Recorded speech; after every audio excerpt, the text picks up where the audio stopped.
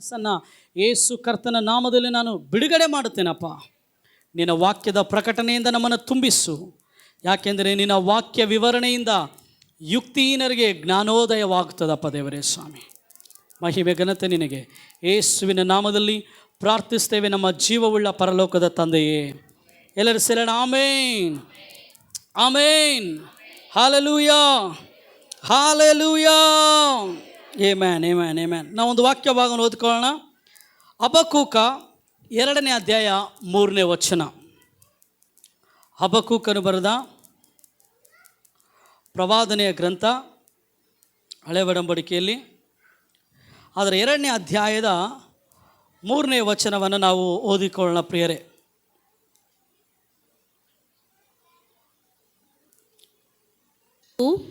ಕ್ಲುಪ್ತ ಕಾಲದಲ್ಲಿ ನೆರವೇರತಕ್ಕದ್ದು, ಆದರೆ ಪರಿಣಾಮಕ್ಕೆ ತ್ವರಪಡುತ್ತದೆ, ಮೋಸ ಮಾಡದು. ತಡವಾದರೂ ಅದಕ್ಕೆ ಕಾದಿರು, ಅದು ಬಂದೇ ಬರುವುದು, ತಾಮಸವಾಗದು. ಎಲ್ಲ ಹೇಳ್ರಿ, ತಡವಾದರೂ ಕಾದಿರು. ಹೇಳ್ರಿ ಎಲ್ಲರೂ, ತಡವಾದರೂ ಕಾದಿರು. ಹೇಳ್ರಿ, ತಡವಾದರೂ ಕಾದಿರು. ಈ ದಿನ ನಾವು ಧ್ಯಾನ ಮಾಡಿಕೊಳ್ಳಿರುವಂಥ ಅಂಶ, ಇಫ್ ಸಮಥಿಂಗ್ ಡಿಲೇ. ಯಾವುದಾದರೂ ನಿನ್ನ ಜೀವಿತದಲ್ಲಿ ತಡವಾದರೆ, ಇಫ್ ಸಮಥಿಂಗ್ ಡಿಲೇ, ಯಾವುದಾದರೂ ತಡವಾದರೆ. ಹೇಳ್ರಿ, ತಡ ಆದರೆ ಸುಮ್ಮನೆ ಇರ್ತೀವ? ನಾವು ಇಲ್ಲಿ ಗೇಟ್ ಹತ್ರ ನಿಂತರೆ 2 ಟ್ರೈನ್ ಹೋದರೆ ನಮ್ಮ ತಾಳ್ಮೆ ಹೋಗ್ಬಿಡುತ್ತೆ, ಹೌದಲ್ಲ?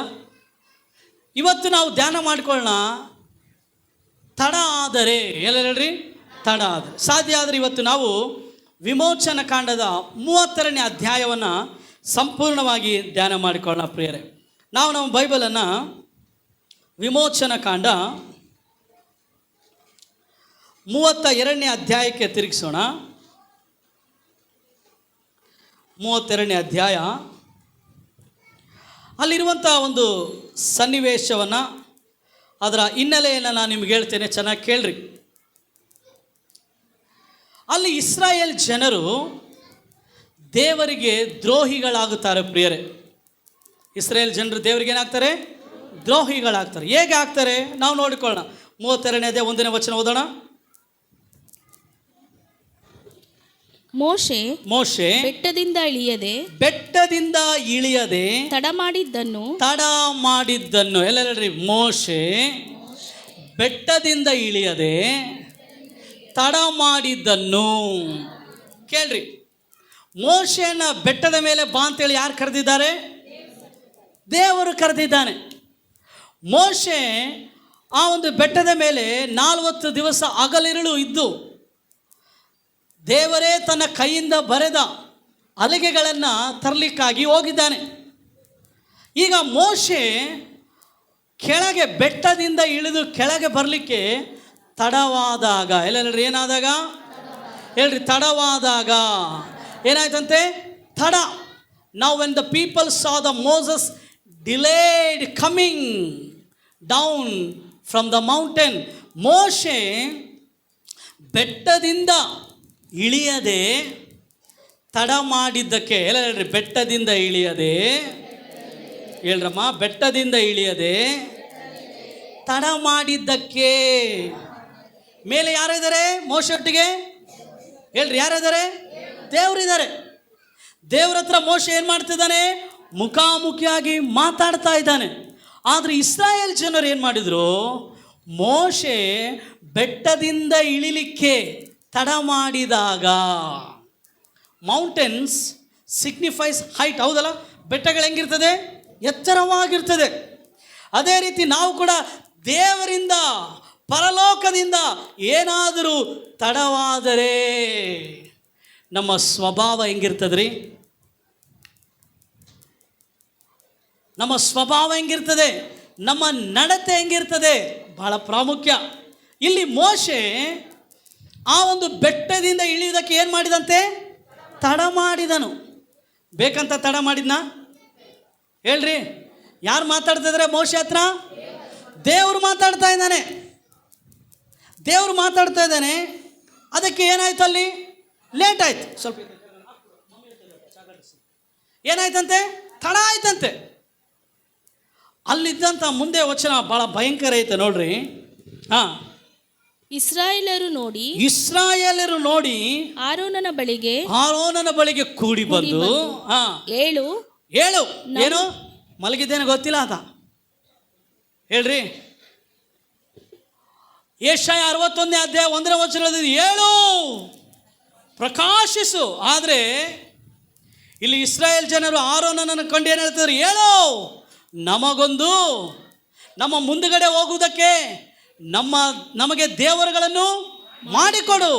ಐಗುಪ್ತ ದೇಶದಿಂದ ನಮ್ಮನ್ನು ಕರೆಕೊಂಡು ಬಂದ ಮೋಶೆ ಏನಾದ್ನೋ ಗೊತ್ತಿಲ್ಲ. ತೆಲುಗಲ್ಲೈತೆ, ಭಾಳ ಚೆನ್ನಾಗೈತೆ. ಏಮೈಪೋಯಾಡ ತೆಲಿದ ಮಕ್ಕಿ, ತೆಲುಗು ಹಾಕಪ್ಪ, ಏನು ಏಮೈಪೋಯಾಡ ಮಕ್ಕಿ ತೆಲಿದು. ಇಲ್ಲಿ ಕನ್ನಡದಲ್ಲಿ ಹೇಳ್ತಿದ್ದ ಆತ ಏನಾದೋ ಗೊತ್ತಿಲ್ಲ, ನಮ್ಮ ಮುಂದುಗಡೆ ಹೋಗ್ಲಿಕ್ಕೆ ನಮಗೇನು ಮಾಡಿಕೊಡು, దేవరుಗಳನ್ನು లెమ్ము మా ముందర నడుచుటకు ఒక దేవతను మా కొరకు చేయము, ఐగుప్తులో నుండి మమ్మును రప్పించిన మోషే అనువాడు.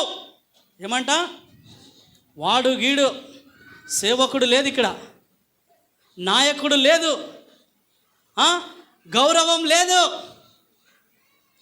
చూడండి, ఏమైనా మా జీవితంలో కొంచెము ఏమండి కొంచెము లేట్ అయితే మా స్వభావము, మా మాటలు, మా నడత, మేము చూసే విధానం, మేము మాట్లాడే ವಿಧಾನ ಅన్నీ ಮಾರಿపోతుంది. ಹೌದಲ್ರಿ? ಸ್ವಲ್ಪ ಏನಾದರೂ ನಮ್ಮ ಜೀವಿತದಲ್ಲಿ ಲೇಟ್ ಆದರೆ ನಾವು ಮಾತಾಡೋ ವಿಧಾನ, ನಮ್ಮ ಸ್ವಭಾವ, ನಮ್ಮ ಆ್ಯಕ್ಷನ್, ನಾವು ನೋಡೋ ದೃಷ್ಟಿ ಎಲ್ಲ ಚೇಂಜ್ ಆಗಿಬಿಡ್ತದೆ. ಏನಂತೆ, మోషే అనువాడు ఎవరైనా దేవుని ప్రవక్త, దేవుని సేవకుడు, దేవుని నుంచి ఎన్నుకోబడిన వాడు, ದೇವರಿಂದ ಆರಿಸಲ್ಪಟ್ಟವನು ಅಂತ ಮೋಶೆಗೆ ಏನು ಹೇಳ್ತಿದ್ದಾರೆ, ವಾಡು. ಅವನು ಹೌದಲ್ಲ?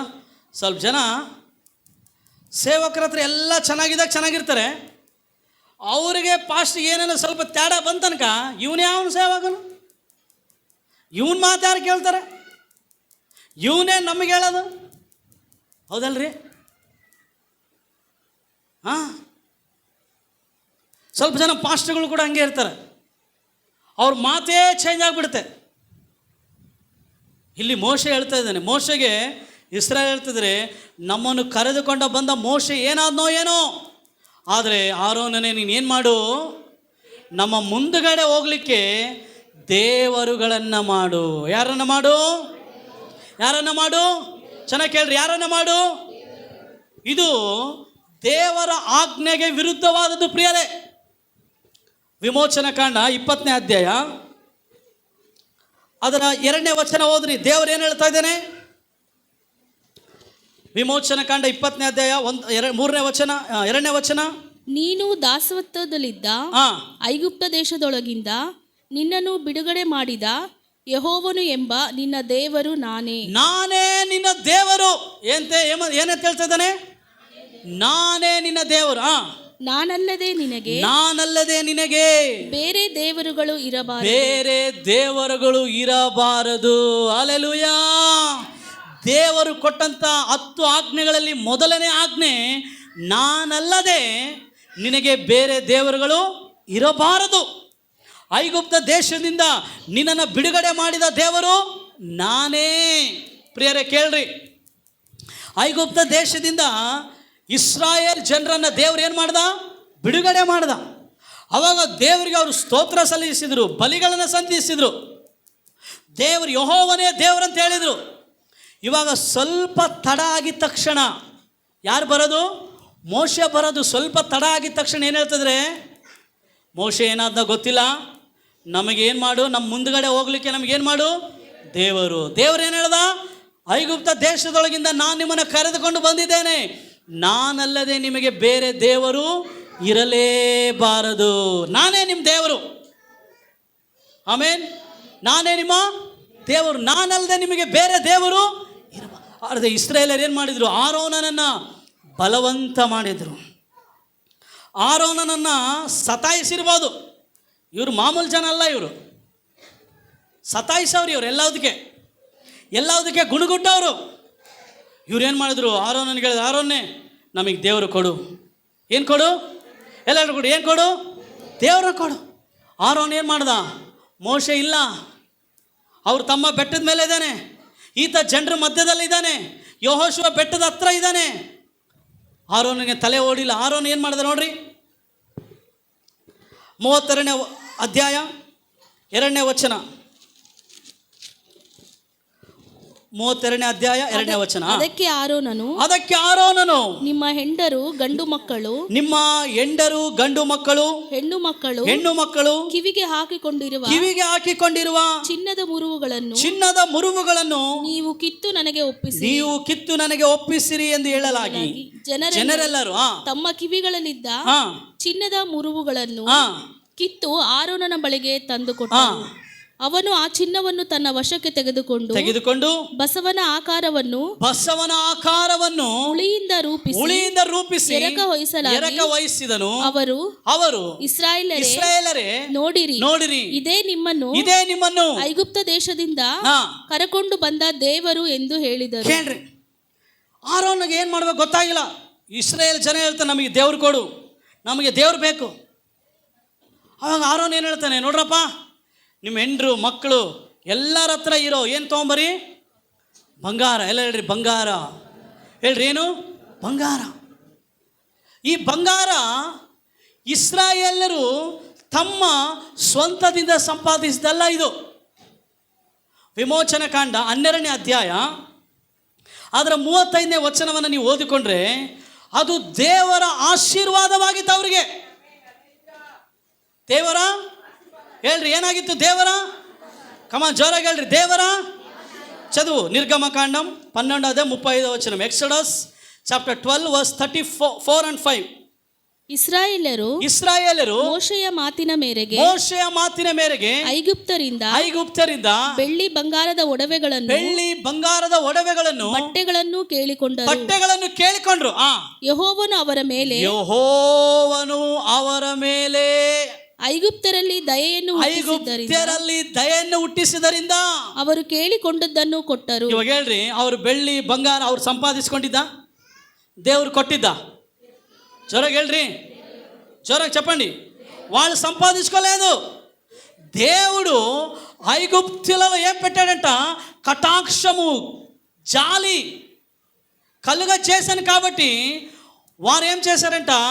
అన్ని ఐగుప్తుల నుంచి దోచుకున్నారంట. ಐಗುಪ್ತರೇನು ಸುಮ್ಮನೆ ಇದ್ದಿಲ್ಲ, ಅವರು ಬಲಿಷ್ಠರೇ. ಆದರೆ ದೇವರು ಆಶೀರ್ವದಿಸಿದ ಯಾರನ್ನ? ಹೇಳ್ರಿ, ಯಾರನ್ನ? ಇದು ದೇವರ ಆಶೀರ್ವಾದ. ಪ್ರಿಯರೇ, ನಾವು ತಿಳ್ಕೊಳ್ಬೇಕು, ನಾವು ರಕ್ಷಣೆ ಹೊಂದೋದಕ್ಕಿಂತ ಮುಂಚೆ ಲೋಕದಲ್ಲಿದ್ದೆವು.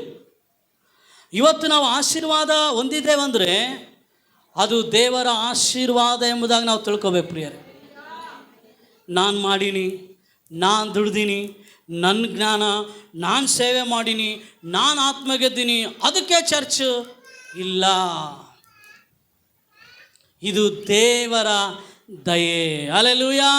ಎಲ್ಲ ಹೇಳ್ರಿ, ನನ್ನ ಆಶೀರ್ವಾದ. ಹೇಳ್ರಿ, ನನ್ನ ಆಶೀರ್ವಾದ ದೇವರ ದಯೆ. ನನ್ನ ಕುಟುಂಬದ ಆಶೀರ್ವಾದ ದೇವರ ದಯೆ. ನನ್ನ ವ್ಯಾಪಾರದ ಆಶೀರ್ವಾದ ದೇವರ ದಯೆ. ನನ್ನ ಸೇವೆಯ ಆಶೀರ್ವಾದ, ನನ್ನ ಸೇವೆಯ ಅಭಿವೃದ್ಧಿ ದೇವರ ದಯೆ. Everything purely the mercy of God. Every blessing you own today, it is purely mercy and favor of God. ಈ ದಿನ ನೀನು ಏನೆಲ್ಲ ಆಶೀರ್ವಾದ, ಏನೆಲ್ಲ ಅಭಿವೃದ್ಧಿ, ಏನೆಲ್ಲ ಆಸ್ತಿ ಪಾಸ್ತಿಯನ್ನು ಹೊಂದಿದೆಯೋ, ಸತ್ತುಗಳನ್ನು ಹೊಂದಿದೆಯೋ, ಅದು ಕೇವಲ ದೇವರ ದಯೆ, ದೇವರ ಕರುಣೆ. ನೀವು ಹೇಳ್ಬೋದು, ಪಾಸ್ಟ್ರೇ ನಾನು ಕೆಲಸ ಮಾಡೀನ್ರಿ. ಹೌದು, ನೀನು ಕೆಲಸ ಮಾಡಲಿಕ್ಕೆ ಮಾಡುವ ಬಲವನ್ನು ಕೊಟ್ಟಿದ್ದ್ಯಾರು? ಹೌದು ಪಾಸ್ಟ್ರೇ, ನಾನು ಕಷ್ಟಪಟ್ಟು ಓದೀನ್ರಿ. ಹೌದು, ನೀನು ಓದಲಿಕ್ಕೆ ಜ್ಞಾನ ಕೊಟ್ಟಿದ್ದು ಯಾರು? ಪಾಸ್ಟ್ರೇ, ನಾನು ಚೆನ್ನಾಗಿ ಸೇವೆ ಮಾಡೀನ್ರಿ. ನಿನಗೆ ಸೇವೆ ಮಾಡಲಿಕ್ಕೆ, ನೀನು ಪ್ರಯಾಸ ಪಡಲಿಕ್ಕೆ ಕೃಪೆ ಕೊಟ್ಟಿದ್ದು ಯಾರು? ದೇವರು. ಪೌಲ್ ಹೇಳ್ತೇನೆ, ನಾನು ನಿಮ್ಮೆಲ್ಲರಿಗಿಂತಲೂ ಹೆಚ್ಚಾಗಿ ಪ್ರಯಾಸಪಟ್ಟನು, ಆದರೆ ಪ್ರಯಾಸಪಟ್ಟಿದ್ದು ನಾನಲ್ಲ, ದೇವರ ಕೃಪೆ. ಹಲ್ಲೆಲೂಯಾ. ಈ ದಿನ ನೀವು ಹೇಳಬೇಕು, ನಮ್ಮ ಹತ್ರ ಮನೆ ಇದೆ ಪಾಸ್ಟ್ರೇ, ಗಾಡಿ ಇದೆ, ಕಾರ್ ಇದೆ, ಆಸ್ತಿ ಇದೆ, ಸೈಟ್ ಐತೆ ಪಾಸ್ಟ್ರೇ, ಹೊಲ ಗದ್ದೆಗಳೈತೆ, ಆದರೆ ಇದೆಲ್ಲವೂ ದೇವರ ದಯೆ. Hallelujah, hallelujah. ಇದು ದೇವರ ಆಶೀರ್ವಾದ. ಅಲ್ಲಿರುವಂಥ ಇಸ್ರಾಯೇಲರಿಗೆ ಅದು ಜ್ಞಾಪಕಕ್ಕೆ ಬರಲಿಲ್ಲ. ಅಯ್ಯೋ, ನಾನು ಬಿಸ್ತಾ ಇರೋ ಈ ಬಂಗಾರ ನಂದಲ್ಲಪ್ಪ, ನಾನು ಕೊಡ್ತಾ ಇರೋ ಬಂಗಾರ ನಂದಲ್ಲ, ಇದು ಯಾರು ಕೊಟ್ಟಿದ್ದು? ದೇವರು ಕೊಟ್ಟಿದ್ದು. ಇದು ಯಾರ ಆಶೀರ್ವಾದ? ಮರ್ತೋಗ್ಬಿಟ್ರು. ಆಶೀರ್ವಾದವನ್ನು ಶಾಪವಾಗಿ ಬದಲಾಯಿಸಿದ್ರು. ಪ್ರಿಯರೇ, ಕೇಳ್ರಿ, ಭಾಳ important. With what God has blessed them, they turned into curse. ದೇವರು ಯಾವುದನ್ನು ಅವರಿಗೆ ಆಶೀರ್ವಾದವಾಗಿ ಕೊಟ್ಟಿದ್ನೋ ಅದನ್ನು ಶಾಪದ ಕಾರ್ಯಕ್ಕೆ ಹಾಕ್ಬಿಟ್ರು. ಪ್ರಿಯರೇ, ಈ ದಿನ ದೇವರು ದಯೆಯಿಂದ ನೀನೇನ ಹೊಂದಿಕೊಂಡಿದೆಯೋ ಅದು ನಿನಗೆ ಶಾಪವಾಗಿ ಬದಲಾಗಬಾರ್ದು. ಅದು ನಿನ್ನ ಕೆಲಸ ಆಗಿರಲಿ, ಸೇವೆ ಆಗಿರಲಿ, ನಿನ್ನ ವ್ಯಾಪಾರ ಆಗಿರಲಿ, ನಿನ್ನ ಹಣ ಆಗಿರಲಿ, ಏನೇ ಆಗಿರಲಿ, ಅದು ನಿನ್ನ ಶಾಪವಾಗಿ ಬದಲಾಗಬಾರ್ದು. ನೀನು ಪ್ರತಿದಿನ ಗುರುತಿಸಬೇಕು, ಇದು ನನ್ನದಲ್ಲ, ಇದು ದೇವರ ದಯೆ. ಇದು ನನ್ನದಲ್ಲ, ಇದು ಯಾರ್ದು? ಹೇಳ್ರಿ, ಯಾರ್ದು? ಹೇಳ್ರಿ, ಯಾರ್ದು ಇದು? ನನ್ನ ಆಶೀರ್ವಾದ ಯಾರ ದಯೆ? ನನ್ನ ಅಭಿವೃದ್ಧಿ ಯಾರ ದಯೆ? ಆಮೇನ್. ನನಗಿರುವಂಥದ್ದೆಲ್ಲವೂ ದೇವರ ದಯೆ. ಇಸ್ರಾಯೇಲರು ಮರ್ತೋಗ್ಬಿಟ್ರು. ಅಯ್ಯೋ, ನಾವು ಬಂಗಾರ ಬಿಸ್ತಾ ಇದ್ದೀವಲ್ಲಪ್ಪ, ಇದು ನಮ್ಮ ಬಲದಿಂದ ಸಂಪಾದಿಸ್ಕೊಂಡಿದ್ದ? ಇಲ್ಲ, ನಾವು ಬಿಟ್ಟು ಕೆಲಸ ಮಾಡಿದ್ವಿ. ಅಲ್ಲಿ ಫರೋ ರಾಜ ಏನು ಕೊಡಲಿಲ್ಲ, ಆದರೆ ದೇವರೇನು ಮಾಡ್ದ? ನಾವು ಐಗುಪ್ತ ದೇಶದಿಂದ ಬರಬೇಕಾದ್ರೆ ನಮ್ಮ ಬಿಟ್ಟಿ ಕೆಲಸಕ್ಕೆ ಬದಲಾಗಿ ಈ ಬಂಗಾರಗಳನ್ನು, ಬೆಳ್ಳಿಯನ್ನು ನಮಗೆ ಆಶೀರ್ವಾದವಾಗಿ ಕೊಟ್ಟಪ್ಪ. ನಾವು ಐಗುಪ್ತರಿಂದ ಕಸ್ಕೊಳ್ಳೋಕ್ಕಾಗ್ತಿದ್ದಿಲ್ಲ, ಕೂಲಿನೇ ಕಸ್ಕೊಳ್ಳೋಕ್ಕಾಗ್ತಿದ್ದಿಲ್ಲ, ಇನ್ನು ಬಂಗಾರ ಎಲ್ಲಿ ಕಸ್ಕೊಳ್ತಿದ್ವಪ್ಪ. ಆದರೆ ದೇವರು ಆ ಐಗುಪ್ತರ ಹೃದಯದಲ್ಲಿ ನಮ್ಮ ಮೇಲೆ ದಯೆ ಹುಟ್ಟಿಸಿದ. ಅದಕ್ಕೆ ಬಂತು. ಈ ದಿನ ನೀನು ಒಳ್ಳೆ ಕೆಲಸ ಮಾಡ್ತಿದ್ಯಾ? ದೇವರೇ, ನಿನ್ನ ದಯೆ ಅಪ್ಪ. ನಮಗೆ ದೇವರು ಒಳ್ಳೆ ಆಲಯವನ್ನು ಕೊಟ್ಟಿದ್ದಾನ. ದೇವರೇ, ಇದು ನಿನ್ನ ದಯೆ ಅಪ್ಪ. ನಮ್ಮ ಜ್ಞಾನ ಅಲ್ಲ, ನಮ್ಮ ಅಭಿಷೇಕ ಅಲ್ಲಪ್ಪ ದೇವರೇ, ನಮ್ಮ ಬಲ ಅಲ್ಲ, ನಾನು ಭಾಳ ಕ್ಲೆವರು ಇಲ್ಲ, ಇದು ದೇವರೇ ನಿನ್ನ ಉಚಿತಾರ್ಥವಾದ ದಯೆ, ನಿನ್ನ ಉಚಿತಾರ್ಥವಾದ ದಯೆ. ಇಸ್ರಾಯೇಲರು ಅದನ್ನು ಮರ್ತೋದ್ರಿ. ಇಸ್ರಾಯೇಲರೇನೋ ಅದನ್ನು ಮರ್ತೋದ್ರು. ಅವರು ದೇವರ ಆಶೀರ್ವಾದವನ್ನು ಕೊಟ್ಬಿಟ್ರು ಆರೋನನಿಗೆ. ಆರೋನನ್ ಏನು ಮಾಡ್ದ? ಕೇಳ್ರಿ, he could not able to control the pleasure. ಆ ಪ್ರೆಷರ್ ಇತ್ತಲ್ಲ, ಅದನ್ನು ಹ್ಯಾಂಡಲ್ ಮಾಡೋಕ್ಕಾಗಲಿಲ್ಲ ಆತನಿಗೆ. ಆ ಒಂದು ಪ್ರೆಷರನ್ನು ಆತನ ಏನು ಮಾಡೋಕ್ಕಾಗಲಿಲ್ಲ? ಹ್ಯಾಂಡಲ್ ಮಾಡೋಕ್ಕಾಗಲಿಲ್ಲ. ಭಾಳ ಜನಕ್ಕೆ ಈ ಒತ್ತಡ ಐತಲ್ಲ, ಒತ್ತಡನ ಹ್ಯಾಂಡಲ್ ಮಾಡೋಕ್ಕೆ ಬರೋದಿಲ್ಲ. ಈ ಒತ್ತಡವನ್ನು ನಿಭಾಯಿಸೋದಕ್ಕೆ ಕೂಡ ನಮಗೆ ದೇವರ ಕೃಪೆ ಬೇಕ್ರಿ. Pressure in family, pressure in your personal life, pressure in your ministry, you need favor of God to handle. ನಿನ್ನ ಮನೆಯಲ್ಲಿ ಬರುವಂಥ ಒತ್ತಡ, ಸೇವೆಯಲ್ಲಿ ಬರುವಂಥ ಒತ್ತಡ, ಗಂಡ ಹೆಂಡತಿಯಿಂದ ಮಕ್ಕಳಿಂದ ಬರುವಂಥ ಒತ್ತಡವನ್ನು ನಾವು ನಿಭಾಯಿಸಲಿಕ್ಕೆ ನಮಗೆ ದೇವರ ದಯೆ ಬೇಕು. ಆರೋನನು ಈ ಜನರ ಒತ್ತಡವನ್ನು ನಿಭಾಯಿಸಲಿಕ್ಕೆ ಆಗಲಿಲ್ಲ. He could not handle the pressure of the people. ಆ ಜನರ ಒತ್ತಡ ಅವನಿಗೆ ನಿಭಾಯಿಸಲಿಕ್ಕೆ ಆಗಲಿಲ್ಲ.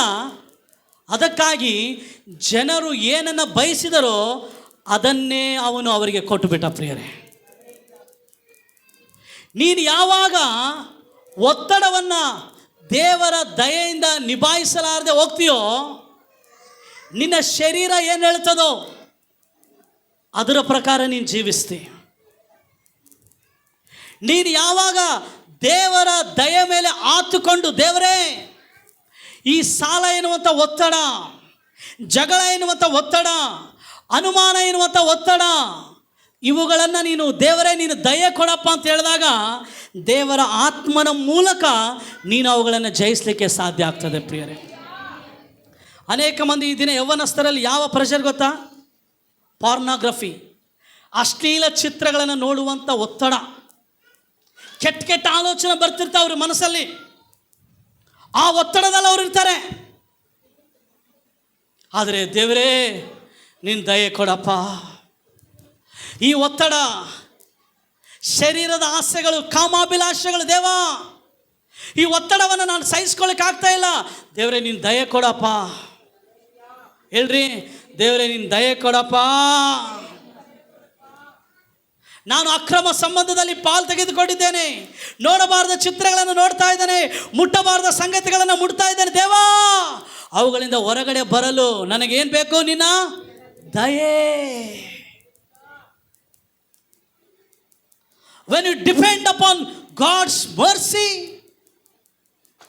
you will enable to overcome every pressure of your fleshly desire by the Spirit of God.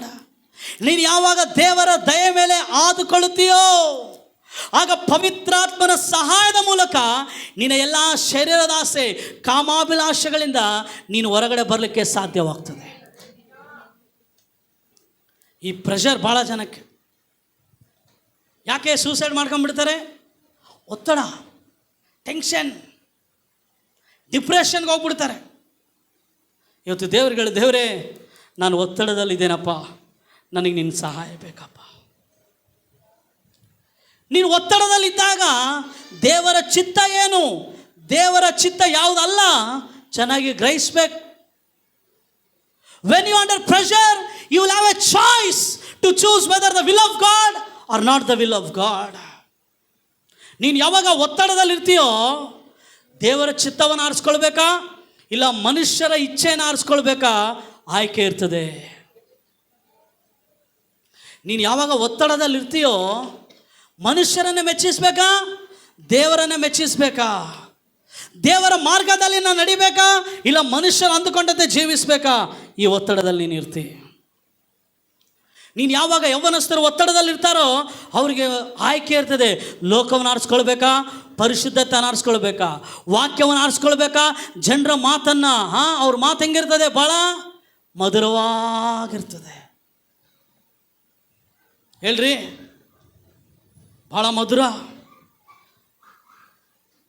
ಪ್ರಿಯರೇ, ಒಂದು ವೇಳೆ ನೀವು ಒತ್ತಡದಲ್ಲಿದ್ದರೆ,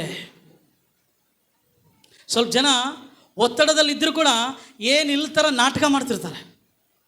ಅಂಥವರು ಅವ್ರನ್ನವರೇ ಮೋಸ ಮಾಡ್ಕೊಂಬಿಡ್ತಾರೆ.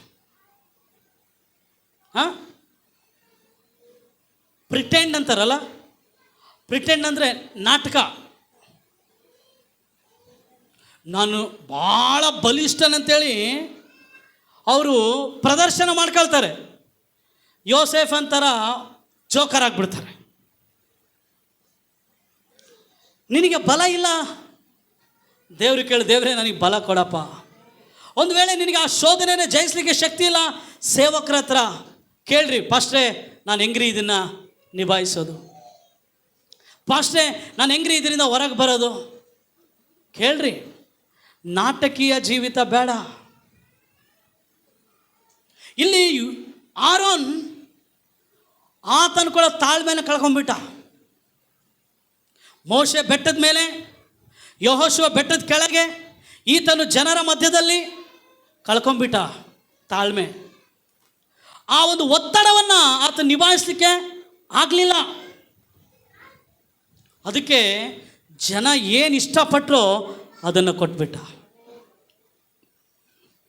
ನಾವು ಕೂಡ ನಮ್ಮ ಕುಟುಂಬದಲ್ಲಿ ನಮ್ಮ ಗಂಡನೊಟ್ಟಿಗೆ ಇರಲಿ, ನಮ್ಮ ಹೆಂಡತಿಯೊಟ್ಟಿಗೆ ಇರಲಿ, ನಮ್ಮ ಮಕ್ಕಳೊಟ್ಟಿಗೆ ಇರಲಿ, ನಮ್ಮ ಸಭೆಯೊಟ್ಟಿಗೆ ಇರಲಿ ಪ್ರಿಯರೇ, ನಾವು ಒಂದೊಂದು ಸಾರಿ ಒತ್ತಡಕ್ಕೆ ಒಳಗಾದಾಗ ದೇವರ ಚಿತ್ತವನ್ನು ಆರಿಸಿಕೊಳ್ಳೋದನ್ನು ಬಿಟ್ಟು ಮನುಷ್ಯರ ಇಷ್ಟವನ್ನು ನಾವು ಆರಿಸ್ಕೊಳ್ತೇವೆ. ಮನುಷ್ಯರ ಇಷ್ಟ. ಪೌಲ್ ಹೇಳ್ತಾನೆ ಎಫೆಸ 6:7, ನಾನು ಇನ್ನೂ ಮನುಷ್ಯರನ್ನು ಮೆಚ್ಚಿಸುವವನಾಗಿದ್ದರೆ ನಾನು ದೇವರ ದಾಸನಲ್ಲ. ನಾನು ದೇವರ ದಾಸನಲ್ಲ. ಪ್ರೇರೆ, ಈ ದಿನ ನಿನಗೆ ಒತ್ತಡ ಇದ್ದರೆ ದೇವರೇ ನನಗೆ ಒತ್ತಡದಿಂದ ಹೊರಗೆ ಬರಲಿಕ್ಕೆ ಸಹಾಯ ಮಾಡಪ್ಪ. Lord, help me to come out from all the pressure. ಒತ್ತಡ ಹೇಳ್ರಿ, ಒತ್ತಡ. ಯೌವನಸ್ಥರು ಯಾವ ಒತ್ತಡದಲ್ಲಿದ್ದರೋ ನಿಮಗೆ ಗೊತ್ತು. ಒಬ್ಬ ಹೆಂಡತಿಯಾಗಿ, ಒಬ್ಬ ಗಂಡನಾಗಿ, ಒಬ್ಬ ಸಭಾಪಾಲಕನಾಗಿ ನಾನು ಯಾವ ಒತ್ತಡದಲ್ಲಿದ್ದೋ ನಮಗೆ ಗೊತ್ತು ಪ್ರಿಯರೇ. ದೇವರೇ, ಈ ಒತ್ತಡದಿಂದ ನಾವು ಹೊರಗಡೆ ಬರಲು ಸಹಾಯ ಮಾಡಪ್ಪ. ಸ್ವಲ್ಪ ಜನಕ್ಕೆ ಹಣಕಾಸಿನ ಒತ್ತಡ, ಹಣ ಇಲ್ಲ ಅಂದರೆ ಅವರಿಗೆ ಒಂಥರ ಒತ್ತಡ. ಪ್ರಿಯರೇ, ಆ ಎಲ್ಲ ಒತ್ತಡಗಳನ್ನು ನಾವು ದೇವರ ಮುಂದೆ ಇಡೋಣ. ಹಲ್ಲೆಲೂಯಾ. ನಿನ್ನ ಭೂಯಾತ್ರೆಯ ಚಿಂತೆಯನ್ನು, ಇಲ್ಲ ನಿನ್ನ ಭೂಯಾತ್ರೆಯ ಭಾರವನ್ನು, ನಿನ್ನ ಭೂಯಾತ್ರೆಯ ಒತ್ತಡವನ್ನು ಯೆಹೋವನ ಮೇಲೆ ಹಾಕು, ಆತನು ಅದನ್ನು ಸಾಗಿಸುವನು. ಆರೋನ್ ಒತ್ತಡವನ್ನು ನಿಭಾಯಿಸಲಿಕ್ಕೆ ಆಗಲಿಲ್ಲ. ಬಂಗಾರ ಕೊಟ್ಬಿಟ್ರು, ಬಂಗಾರ ಕೈಯಲ್ಲೈತೆ, ದೇವರು ಬೇಕಂತ ಇದ್ದಾರೆ. ಒತ್ತಡ. ನಾವು ಒತ್ತಡದಲ್ಲಿದ್ದಾಗ ಹೆಂಗಿರ್ತದೆ ಗೊತ್ತಾ ಸಿಚುವೇಶನ್? ನಾವು ಆಲೋಚನೆ ಮಾಡೋಕ್ಕೂ ಟೈಮ್ ಇರೋದಿಲ್ಲ. ಹೇಳ್ರಿ, ಅಮ್ಮ ಯಾಕಮ್ಮ ಈಗ ತಪ್ಪು ಮಾಡಿಬಿಟ್ಟು? ಅಣ್ಣ ನನಗೆ ಆಗಲಿಲ್ಲಣ್ಣ. ಅಪ್ಪ ಯಾಕಪ್ಪ ಹಿಂಗೆ ಮಾಡ್ಕೊಂಬಿಟ್ಟು? ಅಣ್ಣ ನನಗೆ ಆಲೋಚನೆ ಮಾಡೋಕ್ಕೂ ಟೈಮ್ ಇರಲಿಲ್ಲಣ್ಣ.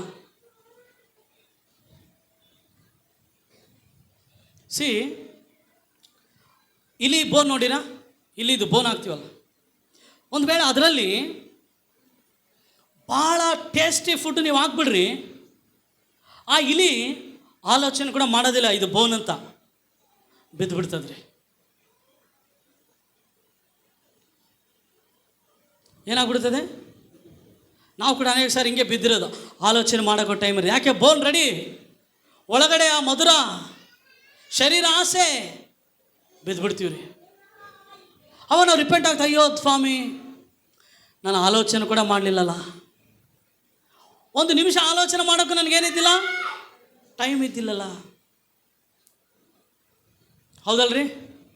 ಇಲ್ಲ ಹೇಳ್ರಿ, ದೇವರೇ ನನ್ನನ್ನು ಒತ್ತಡವನ್ನು ನಿಭಾಯಿಸಲು ಸಹಾಯ ಮಾಡು. ಸ್ವಲ್ಪ ಜನರಿಗೆ ಗಂಡನಿಂದ ಒತ್ತಡ ಬರ್ತಿರ್ತದೆ, ಪ್ರೆಷರ್. ಸ್ವಲ್ಪ ಜನಕ್ಕೆ ಹೆಂಡತಿಯಿಂದ ಒತ್ತಡ, ಸ್ವಲ್ಪ ಜನಕ್ಕೆ ಕುಟುಂಬ ಸಂಬಂಧಿಕರಿಂದ ಒತ್ತಡ.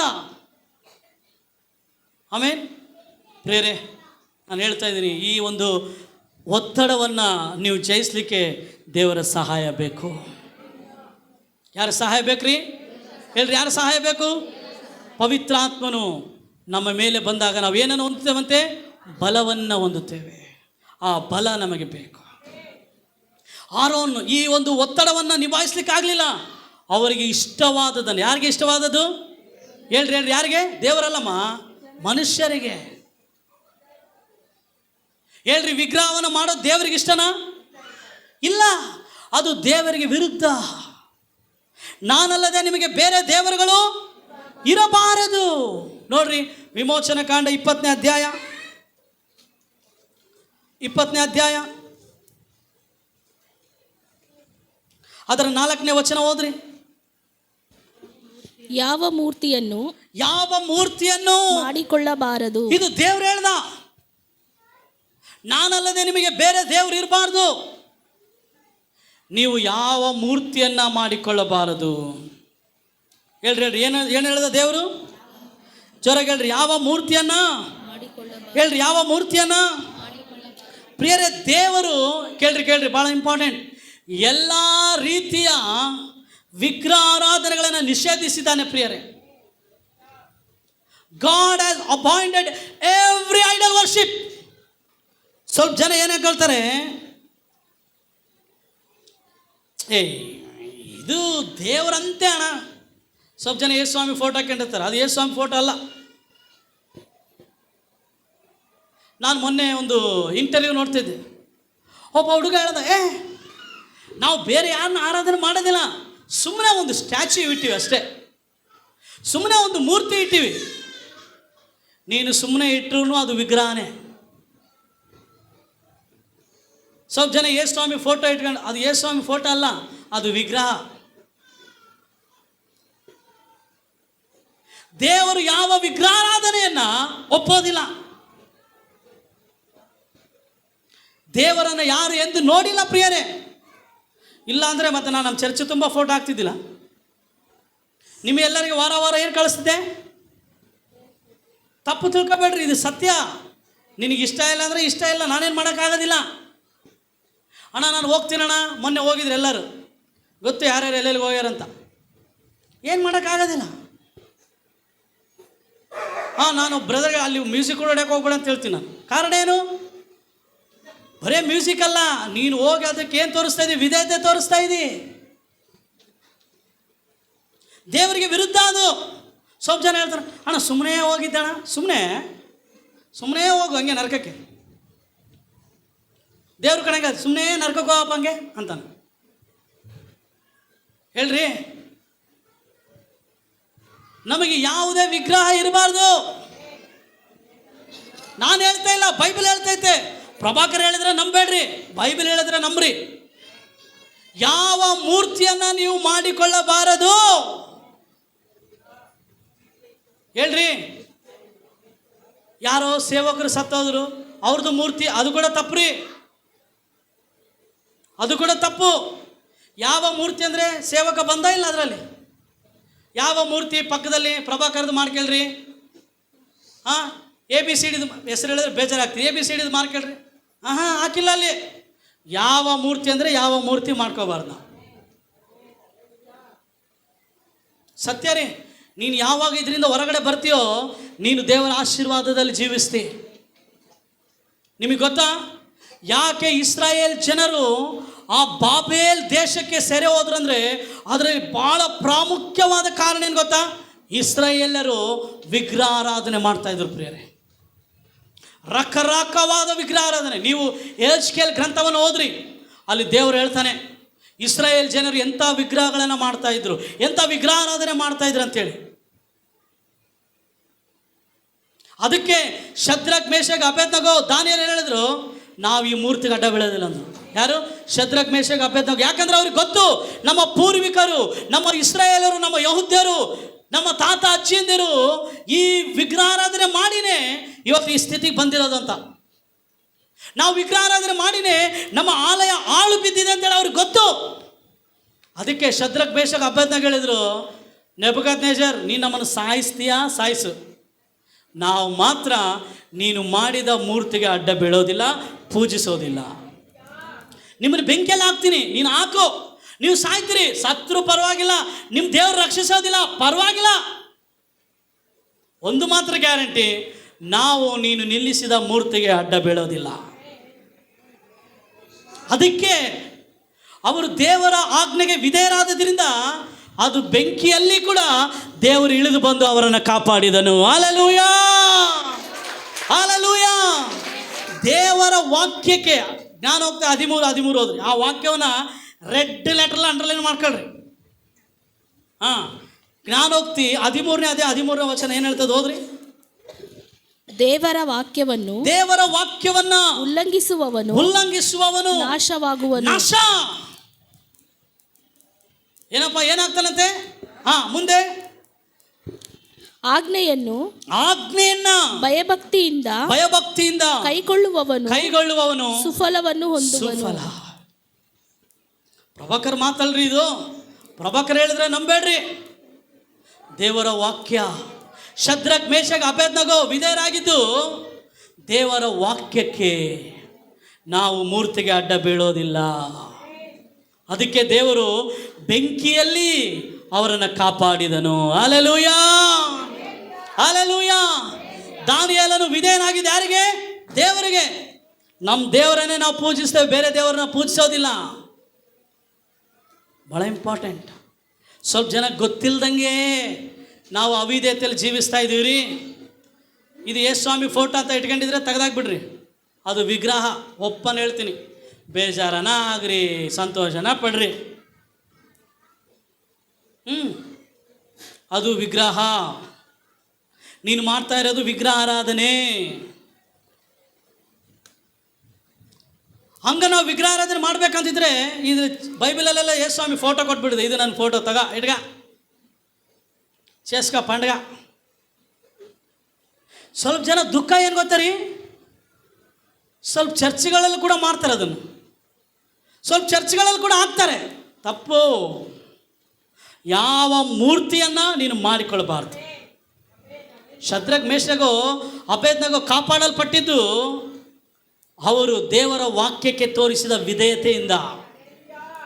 ಅವರು ದೇವರ ವಾಕ್ಯವನ್ನು ಅವರು ಏನು ಮಾಡಲಿಲ್ಲ, ಉಲ್ಲಂಘಿಸಲಿಲ್ಲ. ಆ ವಾಕ್ಯವನ್ನು ಕೈಗೊಂಡು ನಡೆದರು. ಅದಕ್ಕೆ ದೇವರು ಬೆಂಕಿಯಲ್ಲಿ ಬಂದು ಕೂಡ ಅವರನ್ನು ಕಾಪಾಡಿದನು. ಹಲ್ಲೆಲೂಯಾ.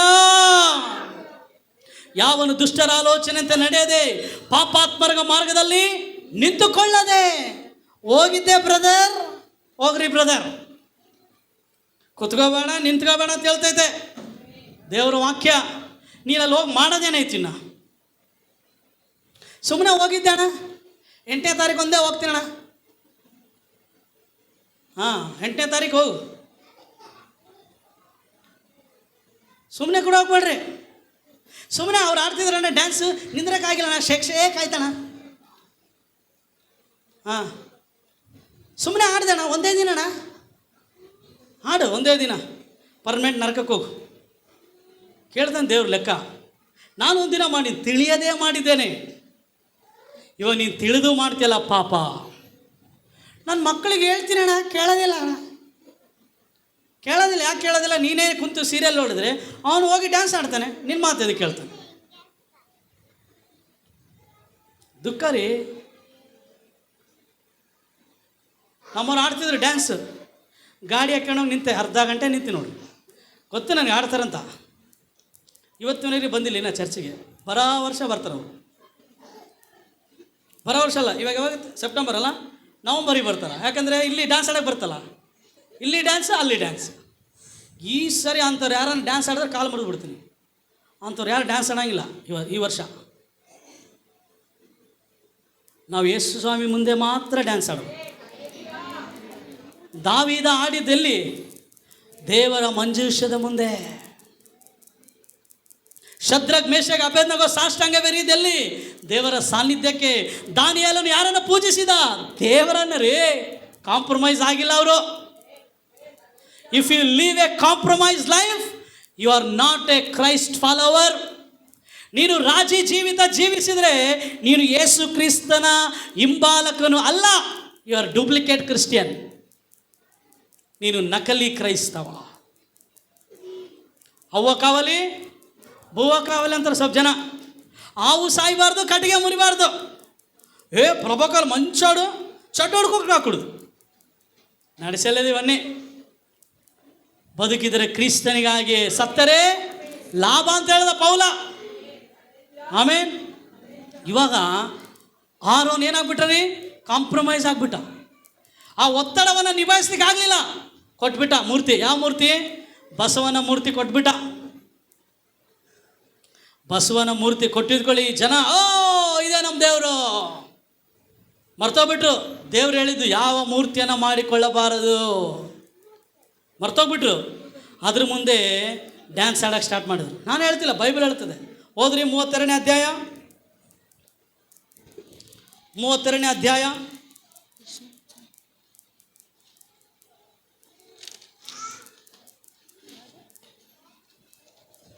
ಎಷ್ಟನೇ ವಚನಪ್ಪ? ಒಂದು ನಿಮಿಷ ಹೇಳ್ತೀನಿ.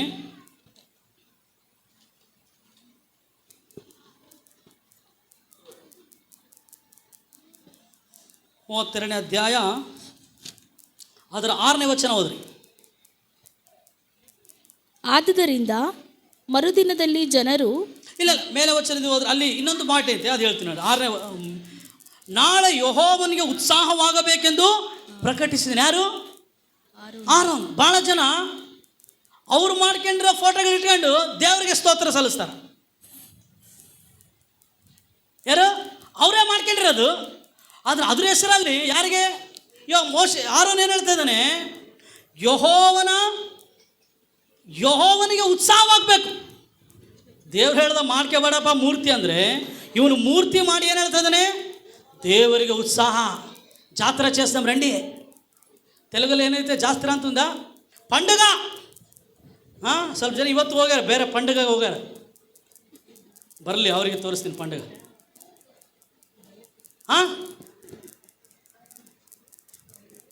ವಿಗ್ರಹ ಇರ್ತಿದೆ, ಅಲ್ಲಿಗೆ ಹೋಗ್ಯಾರ. ಅಭಿಷೇಕ ಇಲ್ಲಿ ಸಿಗಲ್ಲ ಅಂತ ಅಲ್ಲಿ ಎಣ್ಣೆ ಸುರ್ಕೊಂಬನಕ್ಕೆ ಹೋಗ್ಬಿಟ್ರು. ನಾನೇ ಡಬ್ಬೆ ತಂದರೆ ಮೇಲಿಂದ ಕೆಳವರೆಗೆ ಹಾಕ್ಬಿಡ್ತೀನಿ ಎಣ್ಣೆ. తైల అభిషేకం కాదు, తైల స్నానమే చేపించేస్తాను మీరు. ವಾಕ್ಯ ಓದ್ರಿ, ದೇವ್ರ ಸನ್ನಿಧಾನದಲ್ಲಿ ಸಮಯ ಕಳೀರಿ, ಅಭಿಷೇಕ ತಾನೇ ಬರ್ತದೆ. ಎಲ್ಲಿ ಓಡೋಗೋದು ಬೇಕಾಗಿಲ್ಲ ನೀನು. ಆಮೇನ್ ಆಮೇನ್. ಚರ್ಚಿಗೆ ಬಂದು ಅಭಿಷೇಕ ಸಂಪಾದಿಸ್ಕೊಳ್ಳೋದಲ್ರಿ, ನೀವು ಮನೆಯಲ್ಲಿ ಯೇಸು ಸ್ವಾಮಿ ಜೊತೆಗೆ ಸಹವಾಸದಿದ್ದು ಸೋಮವಾರದಿಂದ ಶನಿವಾರದವರೆಗೆ ಯೇಸು ಸ್ವಾಮಿ ಜೊತೆಗೆ ಸಂಬಂಧದಲ್ಲಿದ್ದು ಅಭಿಷೇಕ ಸಂಪಾದಿಸ್ಕೋಬೇಕು. ಸಂಡೇ ಒಂದೇ ಅಲ್ಲ. ಇಲ್ಲಿ ಏನು ಮಾಡಿದ್ರಂತೆ, ಬಲಿಪೀಠము ಕಟ್ಟಿಂಚದನು. ಯಾರಿಗೆ ಮಾಡಿದ್ದು ಮೂರ್ತಿ ಕಟ್ಟೋದು ಯಾರಿಗೆ? ಬಲಿ. ಯಾರೋ ಸತ್ತೋಗಿರ್ತಾರೆ, ಅವ್ರ ಹೆಸರು ಮೇಲೆ ನಾವು ಬಿರಿಯಾನಿ ತಿನ್ನೋದು, ಹಂಗೈತಿದು,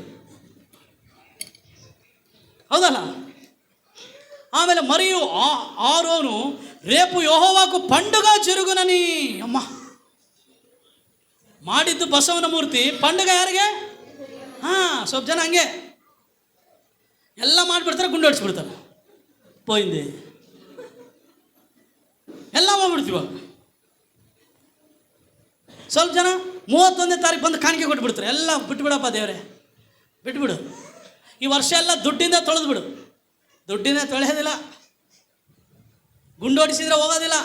ಏನು ಏನಾಗೋದಿಲ್ಲ. ಗುಂಡೇದು ಕೊಡಿಸ್ತೀವಿ, ಕಣ್ಣು ಕೊಟ್ಬಿಟ್ಟು ನೋಡೋಣ. ಕೂದಲ ಅಂದರೆ ಬರ್ತದಂತ ಕೊಡ್ತೀವಿ, ಕಣ್ಣು ಏನಣ್ಣ ಹಿಂಗೆ ಹೇಳ್ತೀವಿ, ಕಣ್ಣು ಯಾರು ಕೊಡ್ತಾರೆ ಏನಣ್ಣ? ಕಣ್ಣು ಬರಂಗಿದ್ರೆ ನಮ್ಮವ್ರು ಕಣ್ಣು ಕೂಡ ಕೊಡ್ತಿದ್ವು. ಏನು ಬರ್ತದೆ? ಕೂದಲ ಬರ್ತದಲ್ಲ. ಇಲ್ಲ, ಇವೆಲ್ಲ ತಪ್ಪುರೇ. ನಾವು ದೇವರ ನಿಜ ಹಿಂಬಾಲಿಕರಾಗಿ ಇವೆಲ್ಲವನ್ನು ನಾವು ಖಂಡಿಸಬೇಕು. ಇವೆಲ್ಲವಕ್ಕೆ ನಾವು ರಾಜಿ ಆಗಲೇಬಾರ್ದು. ಸ್ವಲ್ಪ ಜನ ಪಾಸ್ಟ್ ಹಂಗೆ ಹೇಳ್ಬೇಡ ಪ್ರಭಾಕರ್, ಬರೋರು ಕೂಡ ಬರೋದಿಲ್ಲ ನೋಡು, ಬರೋರು ಕೂಡ ಬರೋದು ಬೇಡ. 50 ಜನ ಯೇಸುಸ್ವಾಮಿನ ಕರೆಕ್ಟ್ ಆರಾಧನೆ ಮಾಡಿ ವಾಕ್ಯ ಸಾರಿ ದೇವ್ರ ಚಿತ್ತ ಮಾಡಿ ಪರಲೋಕ ಹೋದ್ರೆ ಸಾಕು. హల్లెలూయా హల్లెలూయా.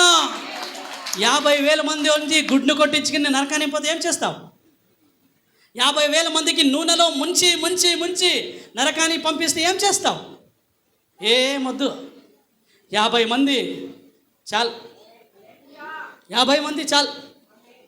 దేవుని వాక్యానుసారంగా జీవించి ಸಂತೋಷಂಗ ಚೀಯೋನು ಗೀತಮು ಸಂತೋಷ ಹಂಗೆ ಹಾಡ್ಕೊಂಡು ಹೋಗ್ಬಿಟ್ರೆ ಹೌದಲ್ರಿ? ಆಮೇನ್.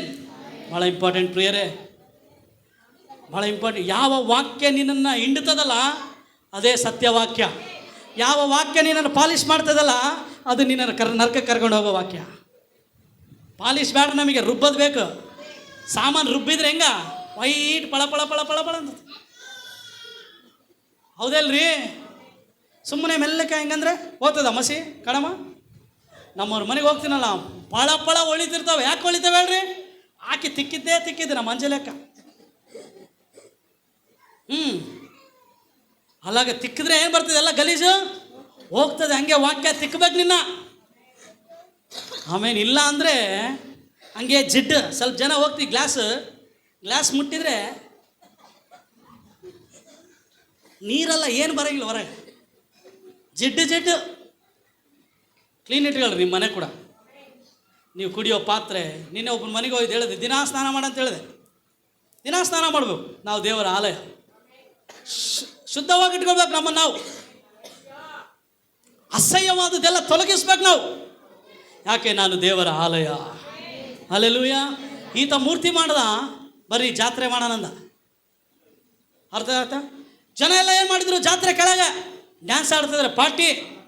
ಸ್ವಲ್ಪ ಜನ ನನಗೆ ಹೇಳ್ತಾರೆ, ಅಣ್ಣ ಇವಾಗ ಎಂಜಾಯ್ ಮಾಡ್ಬೇಕಣ್ಣ. ಮಾಡಪ್ಪ, ಎಂಜಾಯ್ ಮಾಡಿ ಮಾಡಿ ಮಾಡಿ. ಒಬ್ಬ ದೈವ ಸೇವಕನ ಮುಂದೆ ಒಬ್ಬ ಯೌವನಸ್ನಾಗ ಕುಂತಿದಂತೆ, ಹಿಂಗೆ ಹೇಳ್ದಂತೆ. ಆ ಪಾಸ್ಟ್ ಹೇಳ್ದಂತೆ, ಅಪ್ಪ ಇವೆಲ್ಲ ಮಾಡಬಾರ್ದಪ್ಪ, ನೀನು ಚೆನ್ನಾಗಿರಪ್ಪ, ಅಲ್ಲಿ ಇಲ್ಲಿ ಓಡಾಡಬೇಡಪ್ಪ, ಕುಡಿಬೇಡಪ್ಪ, ಸಿಗರೇಟ್ ಸೇದಬೇಡಪ್ಪ, ಸಿನಿಮಾಗೆ ಹೋಗ್ಬೇಡಪ್ಪ, ಚೆನ್ನಾಗಿರಪ್ಪ.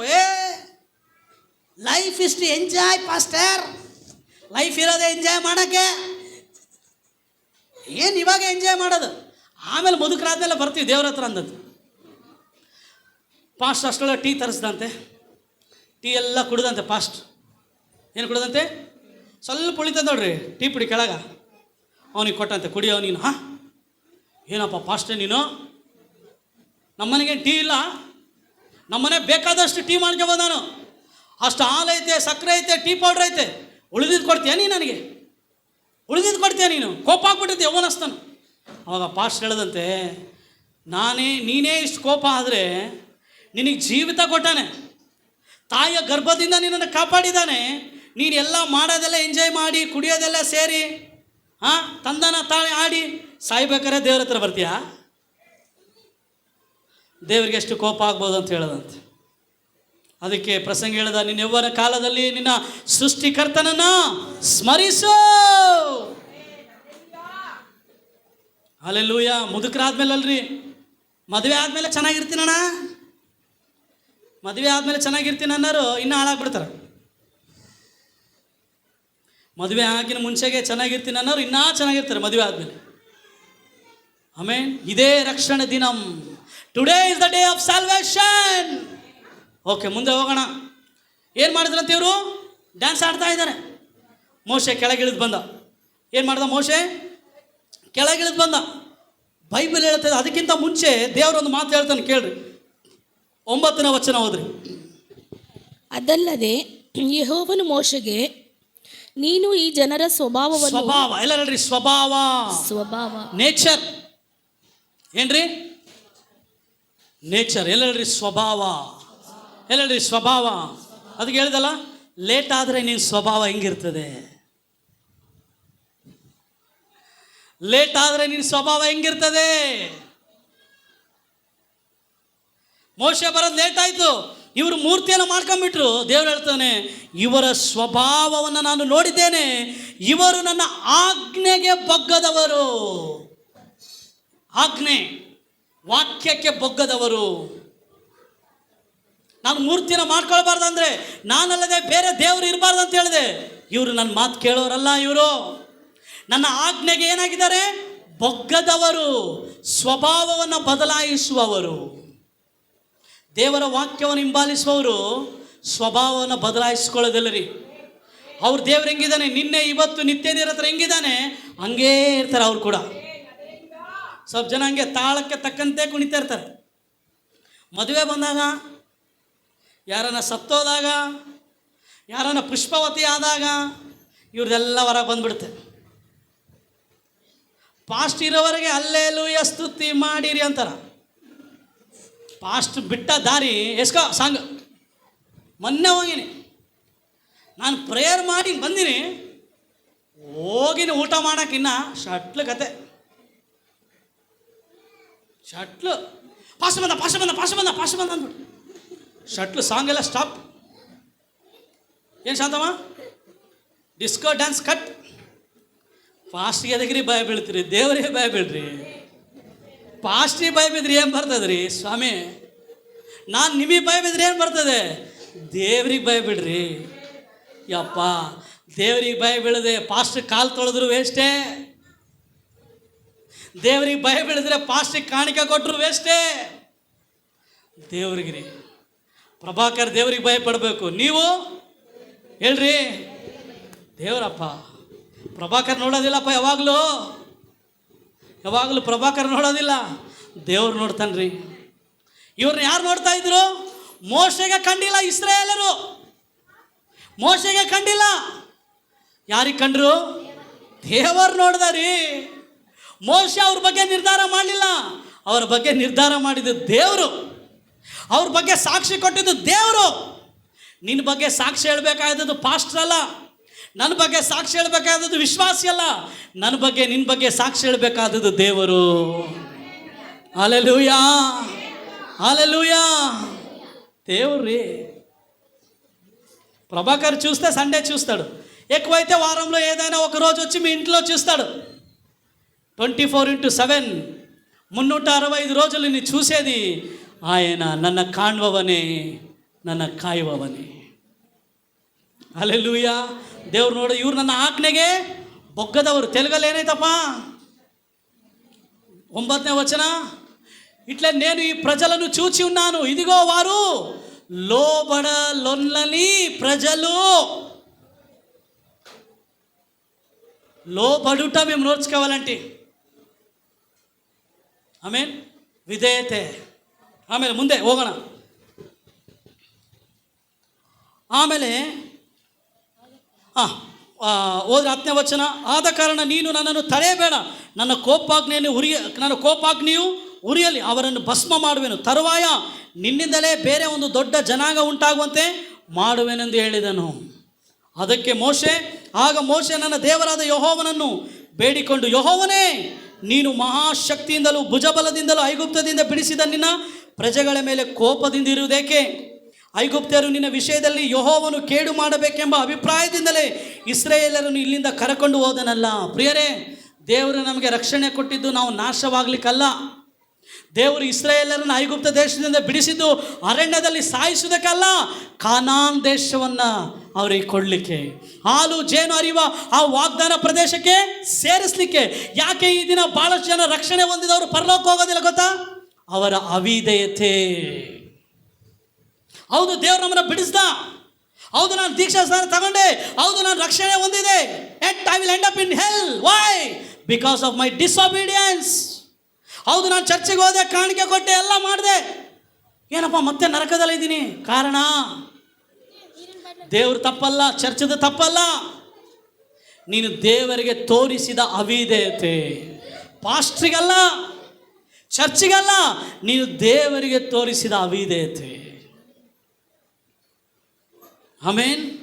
ನಾವು ದೇವರಿಗೆ ಭಯಪಡ್ಬೇಕ್ರಿ.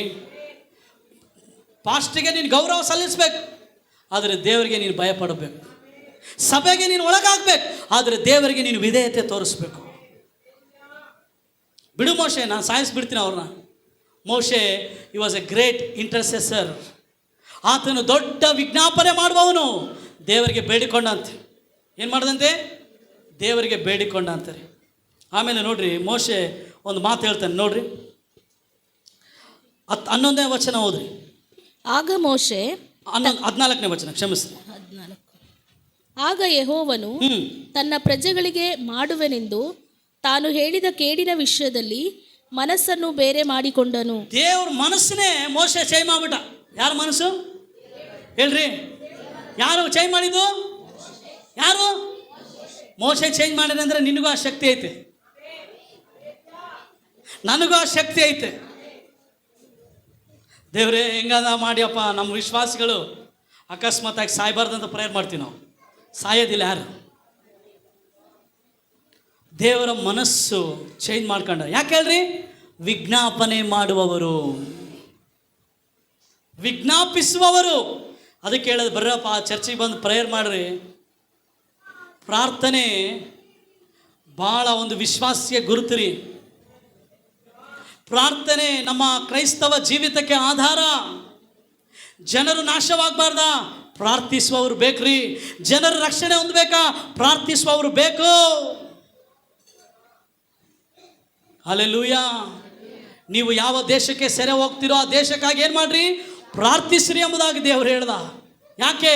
ಪ್ರಾರ್ಥಿಸುವವರ ಕೈಯಲ್ಲಿ ಅವರ ಪಟ್ಟಣ, ಅವರ ರಾಜ್ಯ, ಅವರ ದೇಶ ಸುರಕ್ಷಿತವಾಗಿದೆ. ಹಲ್ಲೆಲೂಯಾ. ಪ್ರಾರ್ಥಿಸುವವರ ಕೈಯಲ್ಲಿ ಅವರ ಮಕ್ಕಳು, ಗಂಡ, ಹೆಂಡತಿ, ಕುಟುಂಬ ಸುರಕ್ಷಿತವಾಗಿದೆ. ಪ್ರಾರ್ಥಿಸುವವರ ಕೈಯಲ್ಲಿ ಸೇವೆ, ಸಭೆ, ಸಭಾಪಾಲಕನು ಸುರಕ್ಷಿತನಾಗಿದ್ದಾನೆ. ಪ್ರಾರ್ಥಿಸೋರು ಬೇಕ್ರಿ. ಮೋಶೆ ಗೋಳಾಡ್ದ, ದೇವ್ರೇ ನೀನು ಸಾಯಿಸ್ಬೇಡಪ್ಪ, ನಿನ್ನ ಕೋಪ ಆಗ್ಬೇಡಪ್ಪ. ಆಯ್ತು, ದೇವ್ರ ಮನಸ್ಸೇ ಚೇಂಜ್ ಮಾಡ್ಕೊಂಬಿಟ್ಟ ಹೇಳ್ರಿ. ಎಲ್ಲಿ ದೇವ್ರ ಮನಸ್ಸು ಚೇಂಜ್ ಆಗ್ತದೆ ಹೇಳ್ರಿ? ನೀನು ದೇವರಿಗೆ ವಿಜ್ಞಾಪನೆ ಮಾಡಿ, ದೇವಾ, ಓ ದೇವಾ ಕರುಣಿಸಪ್ಪ, ನನ್ನ ಕುಟುಂಬವನ್ನು ಕರುಣಿಸು, ನನ್ನ ಮಕ್ಕಳನ್ನು ಕರುಣಿಸು, ನಮ್ಮ ಸಭೆಯವರನ್ನು ಕರುಣಿಸು. ಆ ಗೋಳಾಟದಲ್ಲಿ, ಆ ನೋವಿನಲ್ಲಿ, ಆ ವೇದನೆಯಲ್ಲಿ, ಆ ಒಂದು ಆಳವಾದ ಪ್ರಾರ್ಥನೆಗೆ ನೀನು ಹೋದಾಗ ದೇವರ ಮನಸ್ಸು ಬದಲಾಗ್ತದೆ ರೀ. ದೇವರ ಮನಸ್ಸು ಬದಲಾಗ್ತದೆ. ಆ ಡೀಪ ಆಳವಾದ ಪ್ರಾರ್ಥನೆಗೆ ನೀನು ಹೋಗ್ಬೇಕು. ಸುಮ್ಮನೆ ಅಲ್ಲ, ದೇವರೇ ದೇವರೇ ನೀನು ಹೆಂಗಾದ್ರೂ ಮಾಡಪ್ಪ.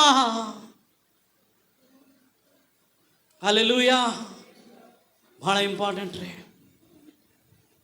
ಅಂತ ಆಳವಾದ ಪ್ರಾರ್ಥನೆಗೆ ಹೋದಾಗಲೇ ನಿನ್ನ ಗಂಡನನ್ನು ನೀನು ಬದಲಾಯಿಸ್ಕೊಳ್ಳಿಕ್ಕೆ ಸಾಧ್ಯ, ನಿನ್ನ ಕುಟುಂಬವನ್ನು ನೀನು ಬದಲಾಯಿಸ್ಕೊಳ್ಳಿಕ್ಕೆ ಸಾಧ್ಯ, ನಿನ್ನ ಮಕ್ಕಳನ್ನು ಬದಲಾಯಿಸ್ಕೊಳ್ಳಿಕ್ಕೆ ಸಾಧ್ಯ, ನಿನ್ನ ಹೆಂಡತಿನ ಬದಲಾಯಿಸ್ಕೊಳ್ಳಿಕ್ಕೆ ಸಾಧ್ಯ. ನಾವು ಸುಮ್ಮನೆ ಓದಿದ್ವಿ ದೇವ್ರ ಮನಸ್ಸು ಬೇರೆ ಮಾಡ್ಕೊಂಡ ಅಂತೇಳಿ. ವಿಜ್ಞಾಪನೆ ಮಾಡಿದ. ವಿಜ್ಞಾಪನೆ ಬೇರೆ, ಪ್ರಾರ್ಥನೆ ಬೇರೆ ರೀ. ಪ್ರಾರ್ಥನೆ ಪರಲೋಕದಲ್ಲಿರೋ ಮತ್ತೊಂದೇ ಮುಗೀತು. ವಿಜ್ಞಾಪನೆ ಅಂದರೆ ದೇವರೇ ಈ ಮಗಳನ್ನು ಕಾಪಾಡಪ್ಪ, ಬೇಟೆಗಾರನ ಬಲೆಯಿಂದ ತಪ್ಪಿಸು ದೇವಾ ದೇವಾ, ಆತನ ಪಾದವನ್ನು ಹಿಡ್ಕೊಳ್ಳೋದು. ಆ ವಿಧವೆ ಓದ್ಲಂತೆ ಯೇಸು ಸ್ವಾಮಿ ಹಿಂದೆ, ದೇವರೇ ಯಜಮಾನನ ಮೇಜಿನಿಂದ ಬೀಳುವ ತುಂಡು ರೊಟ್ಟಿ ಸಾಕಪ್ಪ.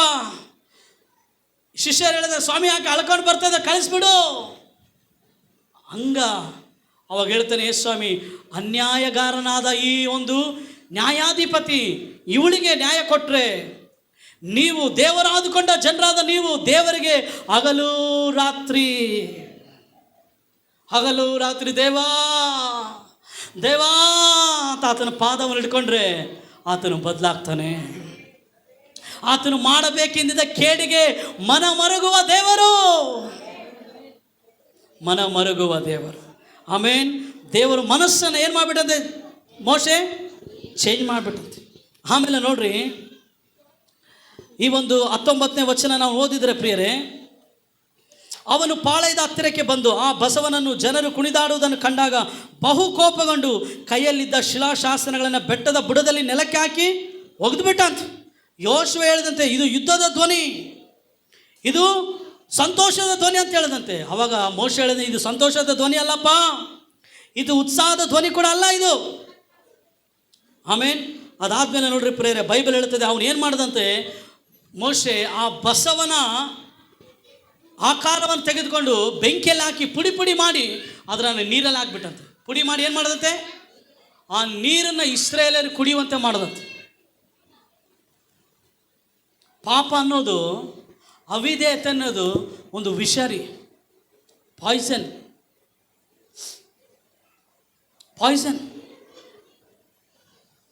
ಹಾವು ಕಚ್ಚಿದ್ಕೊಳ್ಳೆ ಸಾಯಲ್ಲ ಮನುಷ್ಯ, ಆ ವಿಷಯ ಏನಾಗ್ತದ್ರಿ, ಏರ್ತದ್ರಿ. ಪಾಪ ಅನ್ನೋದು ಕೂಡ ಹಂಗೆ, ಒಂದೇ ಸಾರಿ ಪ್ರಭಾಕರ್ ಬೀಳೋದಿಲ್ಲ, ಸ್ವಲ್ಪ ಒಂದಿನ ಬೆತ್ತಲೆ ಮಾಡಿಬಿಡ್ತದೆ ಪಾಪ ನನ್ನನ್ನು. ಅದಕ್ಕೆ ನಾನು ಭಯ ಬೀಳ್ತೀನಿ, ದೇವರೇ ಒಂದೊಂದು ಸರಿ ಕ್ಷಮಿಸಪ್ಪ.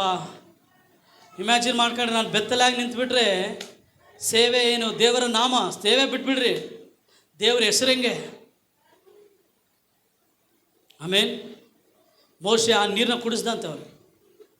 ಅಂದರೆ ಅರ್ಥ ಏನು ಗೊತ್ತಾ, ನಮ್ಮ ಅವಿಧೇಯತೆ, ನಮ್ಮ ಒಂದು ಪಾಪ ಜೀವಿತ ಆಟ ಅಲ್ಲ ರೀ, ಅದು ವಿಷ. ಹೇಳ್ರಿ ಏನದು ವಿಷ. ಮುಂದೆ ಹೋಗೋಣ. 22ನೇ ವಚನ ಓದ್ರಿ. ಸ್ವಾಮಿ ಅವರು ರೋಷಗೊಳ್ಳಬಾರದು. ಮೋಶೆಗೆ ಆರೋನ್ ಮೇಲೆ ಕೋಪ ಬಂದ್ಬಿಡ್ದೆ, ಯಾವನು ನೀನು ನೋಡ್ಕಂತ ಕೊಟ್ಟರೆ ಇವ್ರನ್ನ ಏನು ಮಾಡಿಬಿಟ್ಟು. ಆದರೂ ಮೋಶನ ಕೂಡ ದೇವ್ರು ಸಾಯಿಸ್ಲಿಕ್ಕಿದ್ದ. ನೀವು ಧರ್ಮೋಪದೇಶ ಕಾಂಡ ಓದಿದರೆ 19:9 ತನಕ ಓದ್ಬೇಡ್ರಿ. ಮೋಶೆ ಕೂಡ ಆರೋನ್ಗೋಸ್ಕರ ಪ್ರೇಯರ್ ಮಾಡ್ದ. ಅದಕ್ಕೆ ಮೋಶೆ ಕೂಡ ಏನಾಗ್ಬಿಟ್ಟ, ಬಚಾವಾಗ್ಬಿಟ್ಟ. ಮುಂದೆ ಹೋಗೋಣ ಬೇಗ. ಸ್ವಾಮಿ, ಈ ಜನರು ದುಷ್ಟ ಸ್ವಭಾವಿಗಳೆಂಬುದನ್ನು ಬಲ್ಲಿರಷ್ಟೇ. ಅವರು ನನ್ನ ಬಳಿಗೆ ಬಂದು ನಮ್ಮ ಮುಂದುಗಡೆಯಲ್ಲಿ ಹೋಗುವುದಕ್ಕೆ ದೇವರುಗಳನ್ನು ಮಾಡಿಸಿಕೊಂಡು ಐಗುಪ್ತ ದೇಶದಿಂದ ನಮ್ಮನ್ನು ಕರಕೊಂಡು ಬಂದ ಮೋಶೆಯು ಏನಾದನೋ ಗೊತ್ತಿಲ್ಲ ಅಂದರು. ಅದಕ್ಕೆ ನಾನು, ಯಾರಲ್ಲಿ ಚಿನ್ನದ ಒಡವೆ ಇದೆಯೋ ಅವರೆಲ್ಲರೂ ಅದನ್ನು ತೆಗೆದುಕೊಂಡು ನನಗೆ ಕೊಡಬೇಕು ಅಂದೆನು. ಅವರು ಹಾಗೆ ಕೊಡಲಾಗಿ ನಾನು ಎಲ್ಲ ಮಾಡಿದಂತ ಹೇಳ್ದ ಮೋಶೆ. ಯಾರು? ಆರೋನ್. ಅವಾಗ ಅಲ್ಲಿ ಮೋಶೆ ಒಂದು ಮಾತು ಹೇಳ್ತಾನೆ ಪ್ರಿಯರೇ. ಏನಂತ ಹೇಳ್ತಾನೆ ಅಂದರೆ 25ನೇ ವಚನದಲ್ಲಿ, ಜನರು ಅಂಕೆ ತಪ್ಪಿ ತಮ್ಮ ಇಷ್ಟ ಬಂದಂತೆ ಮಾಡುವುದಕ್ಕೆ. ಏನಂತೆ? ಅಂಕೆ ತಪ್ಪಿ. ಆ ಅಂಕೆ ತಪ್ಪಿ ಅನ್ನೋದೈತ ಮಾರ್ಕ್ ಅಂಡರ್ಲೈನ್ ಮಾಡ್ಕೊಳ್ಳಿ. ಇಂಗ್ಲೀಷ್ ಹಾಕು. ವಿಚ್ಚಲವಿಡಿಗ ಎಲ್ಲಗಂತೆ ಹೇಳ್ರಿ ಸ್ವಲ್ಪ ಜನಕ್ಕೆ ನಾನು ಹೇಳ್ತೀನಿ. ವಿಚ್ಚಲವಿಡಿಗ ಜೀವಿಂಚದಪ್ಪ, ಪ್ರೀತಿ ಬಹು ತಾಳ್ಮೆ ಹೇಳೋದು, ಮರ್ಯಾದೆಗೆಟ್ಟು ನಡೆಯೋದಿಲ್ಲ ಅಂತ. ಸ್ವಲ್ಪ ಜನ ನಾವು ಹೆಂಗೆ ಇದೀವಲ್ರಿ, ವಿಚ್ಚಲವಿಡಿ, ಅಂಕೆ ಮೀರಿ. ಅಂದರೆ ಅರ್ಥ ಏನು ಗೊತ್ತಾ, ದೇರ್ ವಿಲ್ ಬಿ ಬೌಂಡ್ರಿ ದಾಟಿ ಹೋಗ್ತೀವಿ ನಾವು. ಹೇಳ್ರಿ, ಒಬ್ಬ ಸ್ತ್ರೀಯಾಗಿ, ಇಲ್ಲ ಒಬ್ಬ ಯೌವನಸ್ಥಳಾಗಿ, ಒಬ್ಬ ಮದುವೆ ಆದ ಹೆಂಗಸಾಗಿ, ಒಬ್ಬ ವೃದ್ಧಳಾಗಿ ನೀನು ಹಾಕ್ಕೊಳ್ಬೇಕಾದಂಥ ಒಂದು ಡ್ರೆಸ್ ಇರ್ತದೆ, ನೀನು ಇರಬೇಕಾದಂಥ ಒಂದು ರೀತಿ ಇರ್ತದೆ, ನೀನು ಜೀವಿಸಬೇಕಾದಂಥ ಒಂದು ವಿಧಾನ ಇರ್ತದೆ. ఈ విచ్చలవిడి అంకె మీరదంతా ఇదే. విచ్చలవిడిగా జీవించకూడదు మేము. విచ్చలవిడిగా జీవించడానికి దేవుడు మాకు రక్షణని ఇవ్వలేదు. అంకె మీరి, yes, there are boundaries. We have to set boundaries in this world. Yes, we are in this world. We are not belong to this world. ನಾವು ಈ ಲೋಕದಲ್ಲಿದ್ದೇವೆ. ಈ ಲೋಕದಲ್ಲಿ ನಮಗೆ ಮೇರೆಗಳಿರಬೇಕು, ಬೌಂಡ್ರೀಸ್ ಇರಬೇಕು. ಈ ಲೋಕದಲ್ಲಿದ್ದರೂ ನಾವು ಈ ಲೋಕಕ್ಕೆ ಸಂಬಂಧಪಟ್ಟವರಲ್ಲ. ಹೌದು, ನನ್ನ ಫ್ರೆಂಡ್ಸ್ ಕುಡಿತಾರೆ, ನನಗೊಂದು ಬೌಂಡ್ರಿ ಐತೆ, ನಾನು ಕುಡಿಯೋದಿಲ್ಲ. ಹೌದು, ನನ್ನ ಫ್ರೆಂಡ್ಸ್ ಕೆಟ್ಟ ಮಾತು ಮಾತಾಡ್ತಾರೆ, ನಾನು ಮಾತಾಡೋದಿಲ್ಲ, ನನಗೆ ಒಂದು ಬೌಂಡ್ರಿ ಐತೆ. ಹೌದು, ನನ್ನ ಫ್ರೆಂಡ್ಸ್ ಹೆಂಗೆ ಬೇಕಾದ್ರೆ ಹೆಂಗೆ ಜೀವಿಸ್ತಾರೆ, ನಾನು ಜೀವಿಸೋದಿಲ್ಲ, ನನಗೊಂದು ಬೌಂಡ್ರಿ ಐತೆ. ನನ್ನ ರಕ್ಷಣೆ ಎನ್ನುವಂಥ ಆ ಬೌಂಡ್ರಿಯನ್ನು ನಾನು ಮುರಿಯೋದಿಲ್ಲ. ಅಣ್ಣ ನಮ್ಮ ಫ್ರೆಂಡ್ಸ್ ಮಾಡ್ತಾರಣ್ಣ, ನಾನು ಮಾಡಬೇಕಾಗ್ತದಣ್ಣ. ನೋ, ನಾನು ಇದೇ ಚೈತನ್ಯ ಕಾಲೇಜಲ್ಲಿ ಓದಿನಿ ರೀ. ನಮ್ಮ ಕಾಲೇಜಲ್ಲಿ ಕೂಡ ಮಾಡ್ತಿದ್ರು. ಏನದು, ಏನು ಡೇ,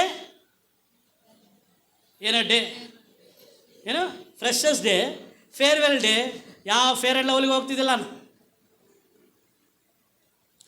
ಡ್ಯಾನ್ಸ್ ಕೂಡ ಕುಂದೋಡ್ತಿದ್ದಿಲ್ಲ ನಾವು, ಡ್ಯಾನ್ಸಿಗೆ ಕೂಡ ಸೇರ್ತಿದ್ದಿಲ್ಲ. ಕೇಳ್ತೀರಿ, ಏನು, ನಾವು ದೇವ್ರ ನಂಬಿವಪ್ಪ, ನಾನು ದೀಕ್ಷಾ ಸ್ಥಾನ ತೊಗೊಂಡಿನಪ್ಪ. ಯಾವಾಗ 40 ವರ್ಷಕ್ಕೆ ಹೇಳ್ತಿಲ್ಲ ನಾನು, 19-20ನೇ ವಯಸ್ಸಿಗೆ ಹೇಳ್ತಿದ್ದೀವಿ ಮಾತು. ಡ್ಯಾನ್ಸಿಗೆ ಸೇರಲ್ಲ ನಾನು, ಸೇರ್ಬೇಕು, ನೀನು ಸೇರಲ್ಲ ನಾನು. ನಮ್ಮ ಫ್ರೆಂಡ್ಸ್ ಎಲ್ಲ ಕುಂತು ಡ್ಯಾನ್ಸ್ ನೋಡ್ತಿದ್ವಿ, ವಿಸಿಲ್ ಹಾಕೊಂಡು ನಾವು ಕೇಳ್ತಿದ್ದಿಲ್ಲ, ಹೋಗ್ತಿದ್ವಿ, ಎದ್ದು ತಿಂದು ಹೋಗ್ಬಿಡ್ತಿದ್ವಿ. ಯಾಕೆ? ನಾವು ವಿಚ್ಚಲವಿಡಿ ಜೀವಿತ ಜೀವಿಸೋಕ್ಕಾಗೋದಿಲ್ಲ, ನಾವು ಅಂಕೆ ಮೀರಿ ಜೀವಿಸೋಕ್ಕಾಗೋದಿಲ್ಲ. ನಾನು ಕ್ರಯಕ್ಕೆ ಕೊಳ್ಳಲ್ಪಟ್ಟವನು, ಕಾಂಪ್ರಮೈಸ್ ಲೈಫ್ ಇಲ್ಲ. ಇಲ್ಲ ರೀ, ನಾವು ವಿಚ್ಚಲವಿಡಿ ಜೀವಿತ ಅಲ್ಲ, ಒಂದು ಶಿಸ್ತಿನ ಜೀವಿತ ಜೀವಿಸಲಿಕ್ಕೆ ಕರೆಯಲ್ಪಟ್ಟವರು. ಅಣ್ಣ ಕಾಲೇಜಲ್ಲಿ ಇದ್ದೀನಿ. ಹೌದು, ಕಾಲೇಜಲ್ಲಿ ನಾವು ಕೂಡ ಕಾಲೇಜಲ್ಲಿ ಓದಿರೋದು.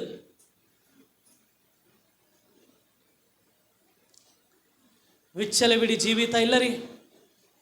ಅವರು ಶದ್ರಕ್, ಮೇಷಕ್, ಅಬೇದ್ನಗೋ ಅವ್ರ ಊರಲ್ಲಿದ್ದಿಲ್ಲ, ಅವರು ಬೇರೆ ದೇಶದಲ್ಲಿದ್ದರು. ದಾನಿಯೇಲ ಅವ್ರ ಊರಲ್ಲಿದ್ದಿಲ್ಲ, ಹೆಂಗೆ ಬೇಕಾರೆ ಶಿಸ್ತಿನಲ್ಲಿ ಜೀವಿಸ್ಬೇಕನ್ನಕ್ಕೆ ಇಲ್ಲ. ಅವನು ಬೇರೆ ದೇಶದಲ್ಲಿದ್ದ, ಬೇರೆ ದೇಶದ ಕಾನೂನು ಅವನ ಮೇಲೆ ಬಂತು. ಅವನು ಬೇರೆ ದೇಶದ ಕಾನೂನಿಗೆ, ಬೌಂಡ್ರಿಗೆ ಒಳಗಾಗಲಿಲ್ಲ. ಅವನು ಹೇಳ್ದ, ನನ್ನ ಬೌಂಡ್ರಿ ವಿಗ್ರಹಾರಾಧನೆ ಮಾಡೋದಿಲ್ಲ, ನನ್ನ ಬೌಂಡ್ರಿ ನಾನು ಪ್ರತಿದಿನ ದೇವ್ರಿಗೆ ಪ್ರಾರ್ಥಿಸಲೇಬೇಕು. ದಾನಿಯೇಲ ಹೇಳ್ದ. ಆ ಬೌಂಡ್ರಿ ಮೀರೋದು, ಬೌಂಡ್ರಿನ ಮೀರಲಾರದೆ ಇರೋದು ನಿನ್ನ ಆಯ್ಕೆ. To cross boundary or to keep boundary, it's your choice. If you truly love God, He will not cross your boundaries. ನೀನು ನಿಜವಾಗಲೂ ಯೇಸುವನ್ನು ಪ್ರೀತಿಸಿದರೆ ಆ ಮೇರೆಯನ್ನು ನೀನು ದಾಟೋದಿಲ್ಲ. ನಾನು ದಾಟಿನಿ ಅಂದರೆ ಆ ದೇವರ ಕಾನ್ಷಿಯಸ್ನ ನಾನು ಕಡಿಮೆ ಮಾಡ್ಕೊಂಬಿಟ್ಟಿನಿ, ದೇವರ ಅರಿವು ನನ್ನಲ್ಲಿ ಕಡಿಮೆ ಆಗಿದೆ ಅಂಥೇಳಿ ಅರ್ಥ. ಇನ್ನೊಂದು ಮಾತಲ್ಲಿ ಹೇಳ್ಬೇಕಂದ್ರೆ ದೇವರನ್ನೇ ನೀನು ಮರ್ತೋಗಿ ಅಂತ ಅರ್ಥ. ವಿಚ್ಚಲವಿಡಿ. ಆಮೇನ್ ಅಪ್ಪ, ಮೂರಾಕಪ್ಪ, ಕನ್ನಡ, ತೆಲುಗು, ಇಂಗ್ಲೀಷು. ಏನಂತೆ? ಅಂಕೆ ತಪ್ಪಿ. ಹೇಳ್ರಿ ಎಲ್ಲರೂ, ಪ್ರಿಯರೇ, ಅಂಕೆ ತಪ್ಪಿ ನಡಿಬೇಡ್ರಿ, ಅಂಕೆ ಮೀರಿ ನಡಿಬೇಡ್ರಿ. ಆಮೇನ್ విచ్చలవిడిగా జీవించకపోవద్దు. లోకంలో ఉన్న వాళ్ళు ఎలా జీవిస్తారు? విచ్చలవిడిగా జీవిస్తారు. అయితే యేసు నీ జీవితంలో ఉంటే నువ్వు విచ్చలవిడిగా జీవించవు. ఆ ఒక వ్యభిచారం చేస్తున్న స్త్రీకి యేసే చెప్పాడు, ఈ రోజు వరకు నువ్వు విచ్చలవిడిగా జీవించావు, ఇక మీదట పాపము చేయొద్దు. ఎందుకు? నువ్వు యేసయ్యని కలుసుకున్నావు, నువ్వు యేసయ్యని పొందావు. ఇప్పుడు నీకు విచ్చలవిడి జీవితం లేదు, పరిశుద్ధమైన జీవితం, ఒక ಶಿಸ್ತು ಕರమైన జీవితం. ಹಲ್ಲೆಲೂಯಾ. ನಾವು ಹಾಕೋಬೋದ್ರಿ ಹೆಂಗೆ ಬೇಕಾರೆ ಡ್ರೆಸ್. ಯಾಕೆ? ಕೊಣಕಣಕ್ಕೆ ದುಡ್ಡಿಲ್ಲ ಹೇಳ್ರಿ. ಸಿಗರೇಟ್ ದುಡ್ಡು ಇರ್ತಲ್ಲ ನಂತರ ಹೇಳ್ರಿ. ಸಿಗರೇಟ್ ಎಷ್ಟಪ್ಪ? ಕಾಸ್ಟ್ ಇದು 100 ರೂಪಾಯಿ. ಕಾಸ್ಟ್ ಅಂದ್ರೆ ಎಷ್ಟಪ್ಪ? ನನಗೆ ಸೇರಿಲ್ಲ. ಯಾರಪ್ಪ? 100 ರೂಪಾಯಿ. 100 ರೂಪಾಯಿ ಸಿಗೋದಿಲ್ಲ ಅಂತ ಅಲ್ಲ ರೀ. ನನಗೆ ಬೌಂಡ್ರಿ ಐತೆ. ನನಗೇನೈತೆ ಮಾಡಕ್ಕೆ ಬರೋದಿಲ್ಲ ಅಂತೇಳಿ ಅಲ್ಲ, ನನಗೆ ಬೌಂಡ್ರಿ ಐತೆ. ಎಲ್ಲ ಹೇಳ್ರಿ, ಮಾಡಕ್ಕೆ ಬರೋದಿಲ್ಲ ಅಂತೇಳಿ ಅಲ್ಲ, ಹೇಳ್ರಿ ಬಾಯ್ ತೆರೆದು, ನನಗೆ ಬೌಂಡ್ರಿ ಐತೆ. చూడు కూడదని ఏం లేదు, నా కనులకు యోబు ಹೇಳ್ತಾನೆ, ನಾನು ನನ್ನ ಕಣ್ಣುಗಳೊಟ್ಟಿಗೆ ನಿಬಂಧನೆಯನ್ನು ಮಾಡಿಕೊಂಡಿದ್ದೇನೆ. I have made A covenant with my ice. ನನ್ನ ಕಣ್ಣಿನೊಟ್ಟಿಗೆ ಏನು ಮಾಡ್ಕೊಂಡಿನ್ರಿ? ಆಮೇಲೆ ವಿಚ್ಚಲವಿಡಿ లేదండి, ಅಂಕೆ ಮೀರಿ ಜೀವಿಸೋದಲ್ಲ ನಾವು. ನನಗೊಂದು ಬೌಂಡ್ರಿ ಐತೆ, ನನ್ನ ಮಕ್ಕಳಿಗೆ ನಾನೊಂದು ಬೌಂಡ್ರಿ ಹಾಕಬೇಕು. ನನ್ನ ಮಕ್ಕಳು ಹೇಳ್ತಾರೆ ರೀಲ್ಸ್ ನೋಡ್ಬೇಕಾರೆ ಸಿನಿಮಾ ಸಾಂಗ್ ಬಂದ್ರೆ ತೆಗಿಯಂತೀವಿ, ಅವರು ಸಿನಿಮಾ ಸಾಂಗ್ ಬಂದರೆ ತೆಗಿತಾರೆ. ಯಾಕೆ? ನಾವು ಬೌಂಡ್ರಿ ಹಾಕಿವಿ. ಇವಾಗ ಆ ಬೌಂಡ್ರಿ ದಾಟಬಾರ್ದು. ಅವರು ನಿನ್ನ ಮಕ್ಕಳಿಗೆ ನೀನು ಬೌಂಡ್ರಿ ಹಾಕು, ನಿನ್ನ ಮಕ್ಕಳಿಗೆ ಹೇಳಿ ಇದು ದಾಟಬಾರ್ದು, ಇದು ದೇವರ ಮಾರ್ಗ ಅಲ್ಲ. ಯಾಕೆ? ನಾವು ಅಂಕೆ ಮೀರಿ ಜೀವಿಸಿದರೆ, ವಿಚ್ಚಲವಿಡಿಗೆ ಜೀವಿಸಿದರೆ ದೇವರ ಕೋಪ ನಮ್ಮ ಮೇಲೆ ಬರ್ತದೆ ರೀ. ದೇವರ ಕೋಪ ನಮ್ಮ ಮೇಲೆ ಬರ್ತದೆ. ಆಮೇಲೆ ಮುಂದೆ ಅಂಕೆ ತಪ್ಪಿ ತಮ್ಮ ಇಷ್ಟ ಬಂದಂತೆ ಮಾಡುವುದಕ್ಕೆ ಆರೋನನು ಅವರನ್ನು ಬಿಟ್ಟಿದ್ದರಿಂದ ಪಾಸ್ಟ್ರು ಕೂಡ ಬಿಡಬಾರ್ದ್ರಿ. ಏನ್ರಿ? ನಾಯಕರು ಕೂಡ ಬಿಡಬಾರ್ದು. ನಾವು ತಂದೆ ತಾಯಿಗಳಾಗಿ ನಾವು ಬಿಡಬಾರ್ದು.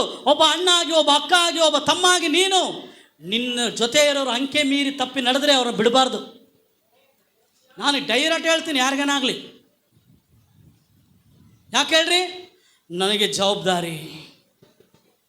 ಆರೋನನಿಗೆ ಮೋಶೆ ಸುಮ್ಮನೆ ಬಿಟ್ಟು ಹೋಗಿಲ್ಲ, ಜನರನ್ನ ಒಂದು ಜವಾಬ್ದಾರಿಯಿಂದ ಬಿಟ್ಟೋದ.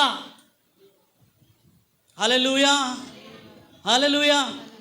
నువ్వెవరు నాకు చెప్పేకంటే ಅವ್ರನ್ನ ಬಿಟ್ಬಿಡ್ರಿ, ಸೈತಾನ್ ನೋಡ್ಕೊಂತ ನಾವು. ಏನ್ರಿ? ಸೈತಾನ್ ನೋಡ್ಕೊಂತ ನಾವು. నువ్వెవరు నాకు చెప్పేదంತ ಯಾರು ಹೇಳ್ತಾರಲ್ಲ ಅನ್ಕೊಂಬಿಡ್ರಿ, ಅವ್ರೊಳಗೆ ಆಲ್ರೆಡಿ ದೇವರಲ್ಲ, ಸೈತಾನ ಇದ್ದಾನೆ.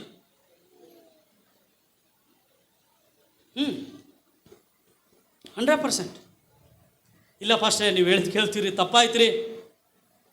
ಅವರೊಳಗೆ ಪವಿತ್ರಾತ್ಮನಿದ್ದಾನೆ. ಪವಿತ್ರಾತ್ಮನು ಪಾಪ, ನೀತಿ, ನ್ಯಾಯ, ತೀರ್ಪಿನ ಕುರಿತು ನಮಗೇನು ಹುಟ್ಟಿಸ್ತಾನೆ? ಅರಿವು ಹುಟ್ಟಿಸ್ತಾನೆ. ನಾವು ದೇವರಾತ್ಮದಿಂದ ತುಂಬಿಸಲ್ಪಟ್ಟಿವ, ದುರಾತ್ಮದಿಂದ ತುಂಬಿಸಲ್ಪಟ್ಟಿವ. ನಾವು ದೇವರಾತ್ಮ ಪೀಡಿತರ ಇಲ್ಲ ದುರಾತ್ಮ ಪೀಡಿತರ, ನಮ್ಮನ್ನು ನಾವು ಪರೀಕ್ಷೆ ಮಾಡಿಕೊಳ್ಬೇಕು. ಈ ಆರೋನ್ ಏನು ಮಾಡ್ದ? ಅವ್ರಿಗೆ ಇಷ್ಟ ಬಂದಂಗೆ ಮಾಡಿಬಿಟ್ಟ. ಮೋಶೆ ಹೇಳೇನು, ಏನಪ್ಪ ನೀನು ಅವ್ರು ಮಾಡೋದಕ್ಕೆ ನೀನೇನು ಮಾಡಿ ಬಿಟ್ಬಿಟ್ಟು. ಅವರ ವಿರೋಧಿಗಳು ನಮ್ಮನ್ನು ಅಪಹಾಸ್ಯ ಮಾಡ್ತಾರೆ. ಹೌದಲ್ರಿ? ಚರ್ಚಿಗೆ ಹೋಗ್ತಾರಂತಪ್ಪ, ಹೇಳ್ರಿ, ಚರ್ಚಿಗೆ ಹೋಗ್ತಾರೆ, ಹಿಂಗೆ ಮಾಡೋದು ಹೌದಾ ಇಲ್ಲ? ಗುಡಿಗೆ ಹೋಗೋರನ್ನ ಬೈಯಂಗಿಲ್ಲ, ಬೈತಾರ? ಗುಡಿಗೆ ಹೋಗೋರನ್ನ ಬೈತಾರೇನಮ್ಮ?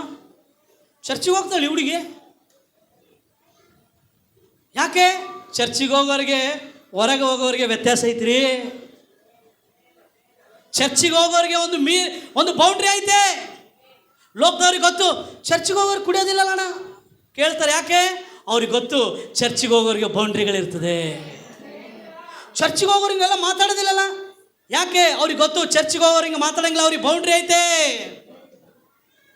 ಆದರೆ ಚರ್ಚಿಗೆ ಹೋಗೋ ನಮಗೆ ಗೊತ್ತಿಲ್ಲ, ನಮಗೆ ಬೌಂಡ್ರಿ ಐತಂತ.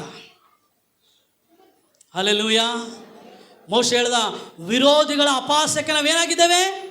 ಗುರಿಯಾಗಿದ್ದೇವಲ್ಲಪ್ಪ ಅಂತ ಹೇಳ್ತಾನೆ. ಆವಾಗ ಅವರು ಕ್ರಮವಿಲ್ಲದೆ ಭಾಳ ಐತ್ರಿ. ಒಂದೊಂದು ಪಾಯಿಂಟಲ್ಲಿ ಹೇಳ್ಬೋದು ನಾನು. ಕ್ರಮ ನಮ್ಮ ಕ್ರೈಸ್ತವ ಜೀವಿತದಲ್ಲಿ ಏನಿರಬೇಕು? ಒಂದು ಕ್ರಮ. ಪೌಲನು ತಿಮೋಥಿಗೆ ಹೇಳ್ತಾನೆ, ಒಬ್ಬ ಒಳ್ಳೆ ಸೈನಿಕನಂತೆ, be a good soldier of Christ. ಏನ್ರಿ? ನಾವಿಲ್ಲಿ ಆರಾಮ್ ಮಲ್ತೀವಲ್ಲ, ಅಲ್ಲಿ ಮಿಲ್ಟ್ರಿಯಲ್ಲಿ ಸೇರ್ತಾರೆ ನೋಡು, ಅವ್ರಿಗೆ ಭಾಳ ಡಿಸಿಪ್ಲಿನ್ ಇರ್ತದೆ ರೀ. ಅವ್ರು ಇಷ್ಟು ಗಂಟೆಗೆ ಎದ್ದೇಳ್ಬೇಕಂದ್ರೆ ಅಷ್ಟು ಗಂಟೆಗೆ ಎದ್ದೇಳ್ಬೇಕು. ಅವರು ಇಷ್ಟು ಗಂಟೆಗೆ ರೆಡಿ ಆಗ್ಬೇಕಂದ್ರೆ ಇಷ್ಟು ಗಂಟೆಗೆ, ಅಲ್ಲಿಗೆ ಹೋಗ್ಬೇಕಂದ್ರೆ ಹೋಗ್ಬೇಕಷ್ಟೇ. ಕ್ರಮ ಹೇಳ್ರಿ, ಏನೈತೆ? ಕ್ರಮ. ಕ್ರೈಸ್ತವರಾದ ನಮಗೇನಿರ್ಬೇಕ್ರಿ? ಕ್ರಮ. ಮುಂದೆ ಹೋಗೋಣ. ಸ್ವೇಚ್ಛೆಯಾಗಿ ನಡೆದುಕೊಳ್ಳುವುದನ್ನು. ನಾವು ಇಂಡಿಪೆಂಡೆಂಟ್ ಅಲ್ಲ. ಈವೆನ್ ದೋ we are independent, we are dependent on god. ನಾವು ಸ್ವತಂತ್ರರೇ, ಆದರೆ ಯೇಸುವಿನ ಮೇಲೆ ಅವಲಂಬಿತರಾಗಿದ್ದೇವೆ. ಹಲ್ಲೆಲೂಯಾ. ನಮಗೆ ಇಷ್ಟ ಬಂದಂಗೆ ಜೀವಿಸ್ತೀನಿ ನಡೆಯಂಗಿಲ್ಲ. ಯಾಕೆ? ಆತ ದ್ರಾಕ್ಷೆಬಳ್ಳಿ, ನಾನು ಕೊಂಬೆ. ಆತ ಯಜಮಾನ, ನಾನು ಆಳು. ಆತ ನನ್ನ ಮೊದಲಿಂಗ, ನಾನು ಆತನ ಮೊದಲಿಗಿತ್ತಿ. ನಾನು ಹೆಂಗೆ ಬೇಕಾರಂಗೆ ಜೀವಿಸೋಕ್ಕಾಗೋದಿಲ್ಲ. ಆಗ್ತದಾ? ಇಲ್ಲ. ಮುಂದೆ ಮೋಶೆ ನೋಡಿ ಪಾಳೆಯದ ಬಾಗಲಲ್ಲಿ ನಿಂತುಕೊಂಡು, ಇದು ಬಹಳ ಇಂಪಾರ್ಟೆಂಟ್ ಕೇಳ್ರಿ. ಯೆಹೋವನ ಪಕ್ಷದವರೆಲ್ಲರೂ ನನ್ನ ಬಳಿಗೆ ಬರಬೇಕು ಎಂದು ಹೇಳಿದನು. ಏನಂತ ಹೇಳಿದಂತೆ? ಯೆಹೋವನ ಪಕ್ಷ. ಅವಾಗ ಏನು ಮಾಡಿದ್ರಂತೆ? ಲೇವಿಯರೆಲ್ಲರೂ ಕೂಡ ಬಂದು ಮೋಶೆ ಪಕ್ಷ ಸೇರಿದ್ರಂತೆ. ಯಾರ ಪಕ್ಷ ಸೇರಿದ್ರಂತೆ? ಯಾರ ಪಕ್ಷ? ಅವಾಗ ಮೋಶೆ ಹೇಳಿದಂತೆ, ಕರುಣೆ ಇಲ್ಲದೆ ಕತ್ತಿಗಳನ್ನು ಚೂಪ್ ಮಾಡಿ ಇಲ್ಲಿಂದ ಲಾಸ್ಟ್ವರೆಗೆ ಸಾಯಿಸ್ತಾ ಹೋಗ್ರಂದ್ರೆ ಅವ್ರ ಕುಟುಂಬದವರು ನೋಡಿಲ್ಲ, ಅಣ್ಣ ತಮ್ಮದ್ರಂತ ನೋಡಿಲ್ಲ, ಎಲ್ಲರ ಸಾಯಿಸ್ಬಿಟ್ರಿ. ಸುಮಾರು 3,000 ಜನ ಸತ್ತೋದ್ರು ಅವತ್ತು. ಎಷ್ಟು ಜನ? ಜರಗಳು ಎಷ್ಟು ಜನ? ಕಾರಣ ಏನು ಗೊತ್ತಾ? ದೇವರ ಕೋಪ. ಆದರೆ ಇದೇ ಅಪೊಸ್ತಲ ಕೃತ್ಯದಲ್ಲಿ ನಾವು ನೋಡಿದರೆ ಪೌಲನು ಪೇತ್ರನು ಪ್ರಸಂಗ ಮಾಡ್ದ, ಕೃಪೆಯ ವಾಕ್ಯ ಪ್ರಸಂಗ ಮಾಡ್ದ. ದೇವರ ಕೋಪ ಬರಲಿಲ್ಲ, ದೇವರ ಕೃಪೆ ಬಂತು. ಅವತ್ತು ಕೂಡ 3,000 ಜನ ರಕ್ಷಣೆ ಹೊಂದಿದ್ರು. Hallelujah, hallelujah. ದೇವರ ಉಗ್ರತೆಯಲ್ಲಿ 3,000 ಜನ ಸತ್ತೋದ್ರಲ್ಲಿ ಅದೇ ಕೃಪೆಯ ವಾಕ್ಯ ಬಂದಾಗ ಅಪೊಸ್ತಲ ಕೃತ್ಯದಲ್ಲಿ 3,000 ಜನ ರಕ್ಷಣೆ ಹೊಂದಿದ್ರು. ದೇವರುಗಳಿಗೆ, ದೇವರೇ ನಿನ್ನ ಕೋಪದ ಕಡೆಗೆ ನೋಡಬೇಡಪ್ಪ, ನಿನ್ನ ಕೃಪೆ ಕಡೆಗೆ ನೋಡಪ್ಪ. ನಾನು ಯಾವಾಗಲೂ ದೇವರುಗಳು, ದೇವರೇ ನಿನ್ನ ಕೋಪದ ಕಡೆಗೆ ನೋಡಬೇಡಪ್ಪ, ನೀನು ನಿನ್ನ ಕೋಪದ ಕಡೆಗೆ ನೋಡಿದರೆ ನಾವು ಉಳಿಯೋದಿಲ್ಲಪ್ಪ, ನಿನ್ನ ಕೃಪೆ ಕಡೆಗೆ ನೋಡಪ್ಪ.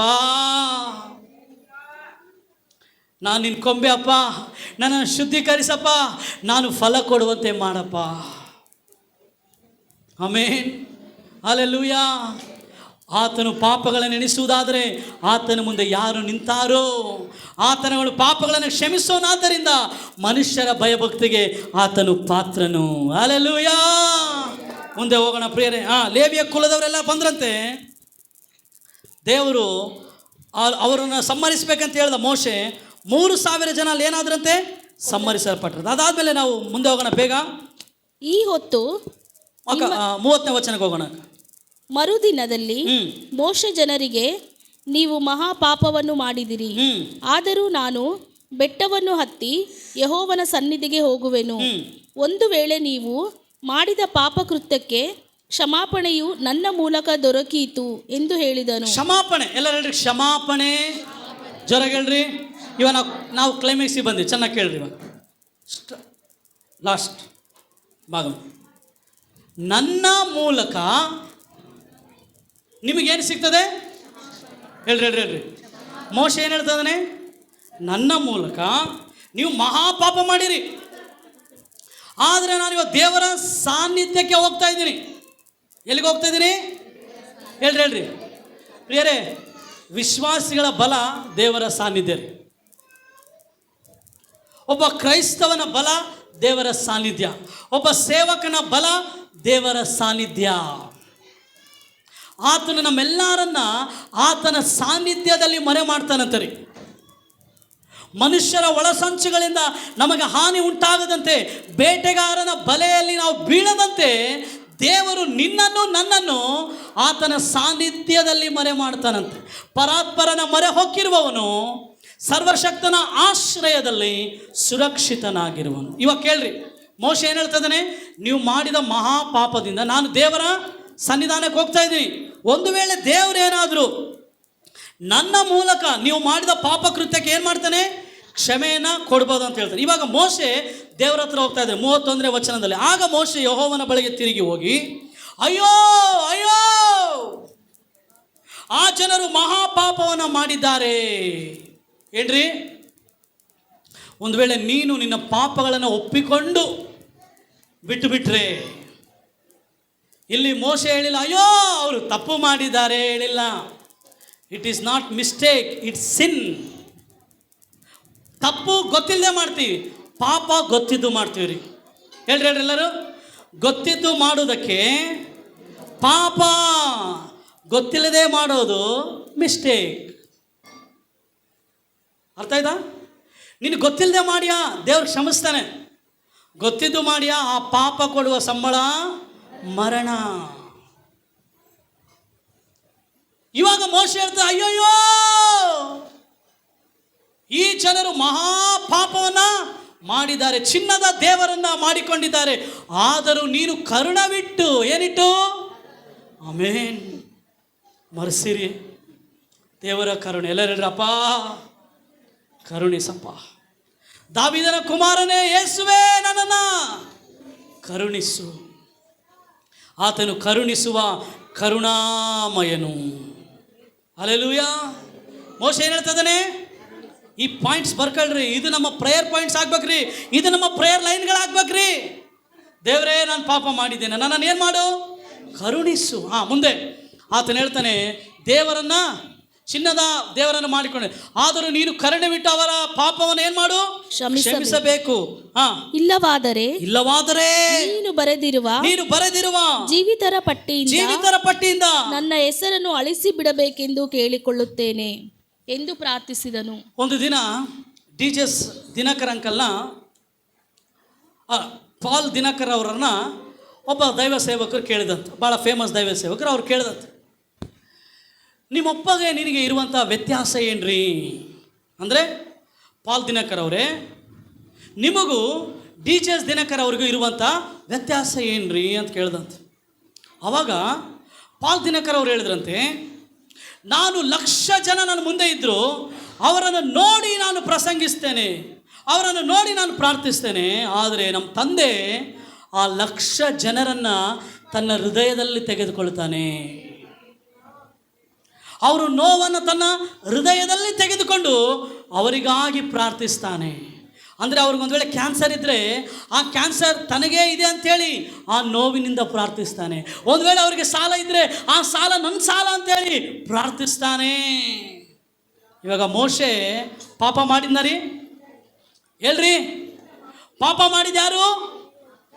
ಇಸ್ರಾಯೇಲ್ಯರು, ಆರೋನನು. ಆದರೆ ಮೋಶೆ ಹೇಳ್ತದನು, ದೇವರೇ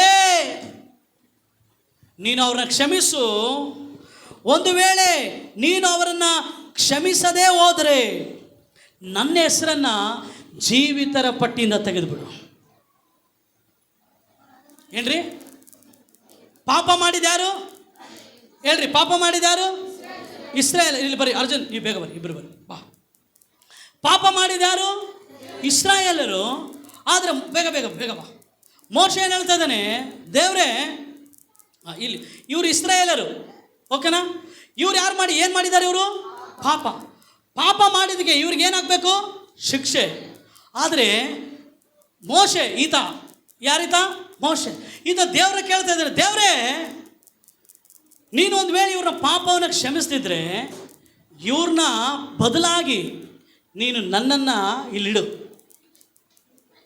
ಇವ್ರ ಮೇಲೆ ಕರುಣೆ ತೋರಿಸು, ನನ್ನ ಮೇಲೆ ಶಿಕ್ಷೆ ತೋರಿಸು, ನೀನು ನನಗೆ ಕರುಣೆ ತೋರಿಸು, ಇವ್ರಿಗೆ ಕರುಣೆ ತೋರಿಸು, ನನ್ನನ್ನು ಜೀವಬಾಧ್ಯರ ಪಟ್ಟಿಯಿಂದ ತೆಗೆದುಬಿಡು. ಏನಂತ ಹೇಳ್ತಿದ್ದಾನೆ ರೀ? ನಾವು ಯಾರನ್ನ ಪ್ರಾರ್ಥನೆ ಮಾಡ್ತೀವ? ದೇವರೇ, ಈ ಅಕ್ಕಗ ಕ್ಯಾನ್ಸರ್ ಐತಪ್ಪ, ಕ್ಯಾನ್ಸರ್ ನನಗೆ, ಅದು ತಪ್ಪು ರೀ, ಹಂಗೆ ಪ್ರಾರ್ಥನೆ ಮಾಡಬಾರ್ದು. ಬಟ್ ಎಕ್ಸಾಂಪಲ್ ಹೇಳ್ತಿದ್ದೆ, ಆ ಕ್ಯಾನ್ಸರ್ ನನಗೆ ಕೊಟ್ಬಿಡು, ಅವ್ರಿಗೆ ಗುಣ ಕೊಡು ಅಂತ ಹೇಳ್ತೀವ?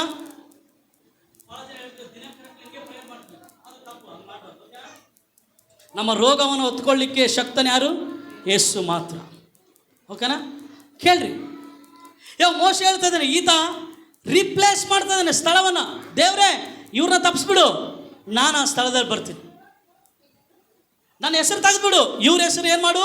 ಜೀವಿತರ ಪಟ್ಟಿಯಿಂದ ನೀನು ಏನು ಮಾಡಬೇಡ, ತೆಗಿಬೇಡ ಅಂತ ಹೇಳ್ತಾ ಇದ್ದಾನೆ. ಪ್ರಿಯರೇ, ಆದರೆ ದೇವರು ಜೀವ ಪಟ್ಟಿಯ ಹೆಸರಿಂದ ಮೋಶೆ ಹೆಸರನ್ನು ತೆಗಿಲಿಲ್ಲ ರೀ.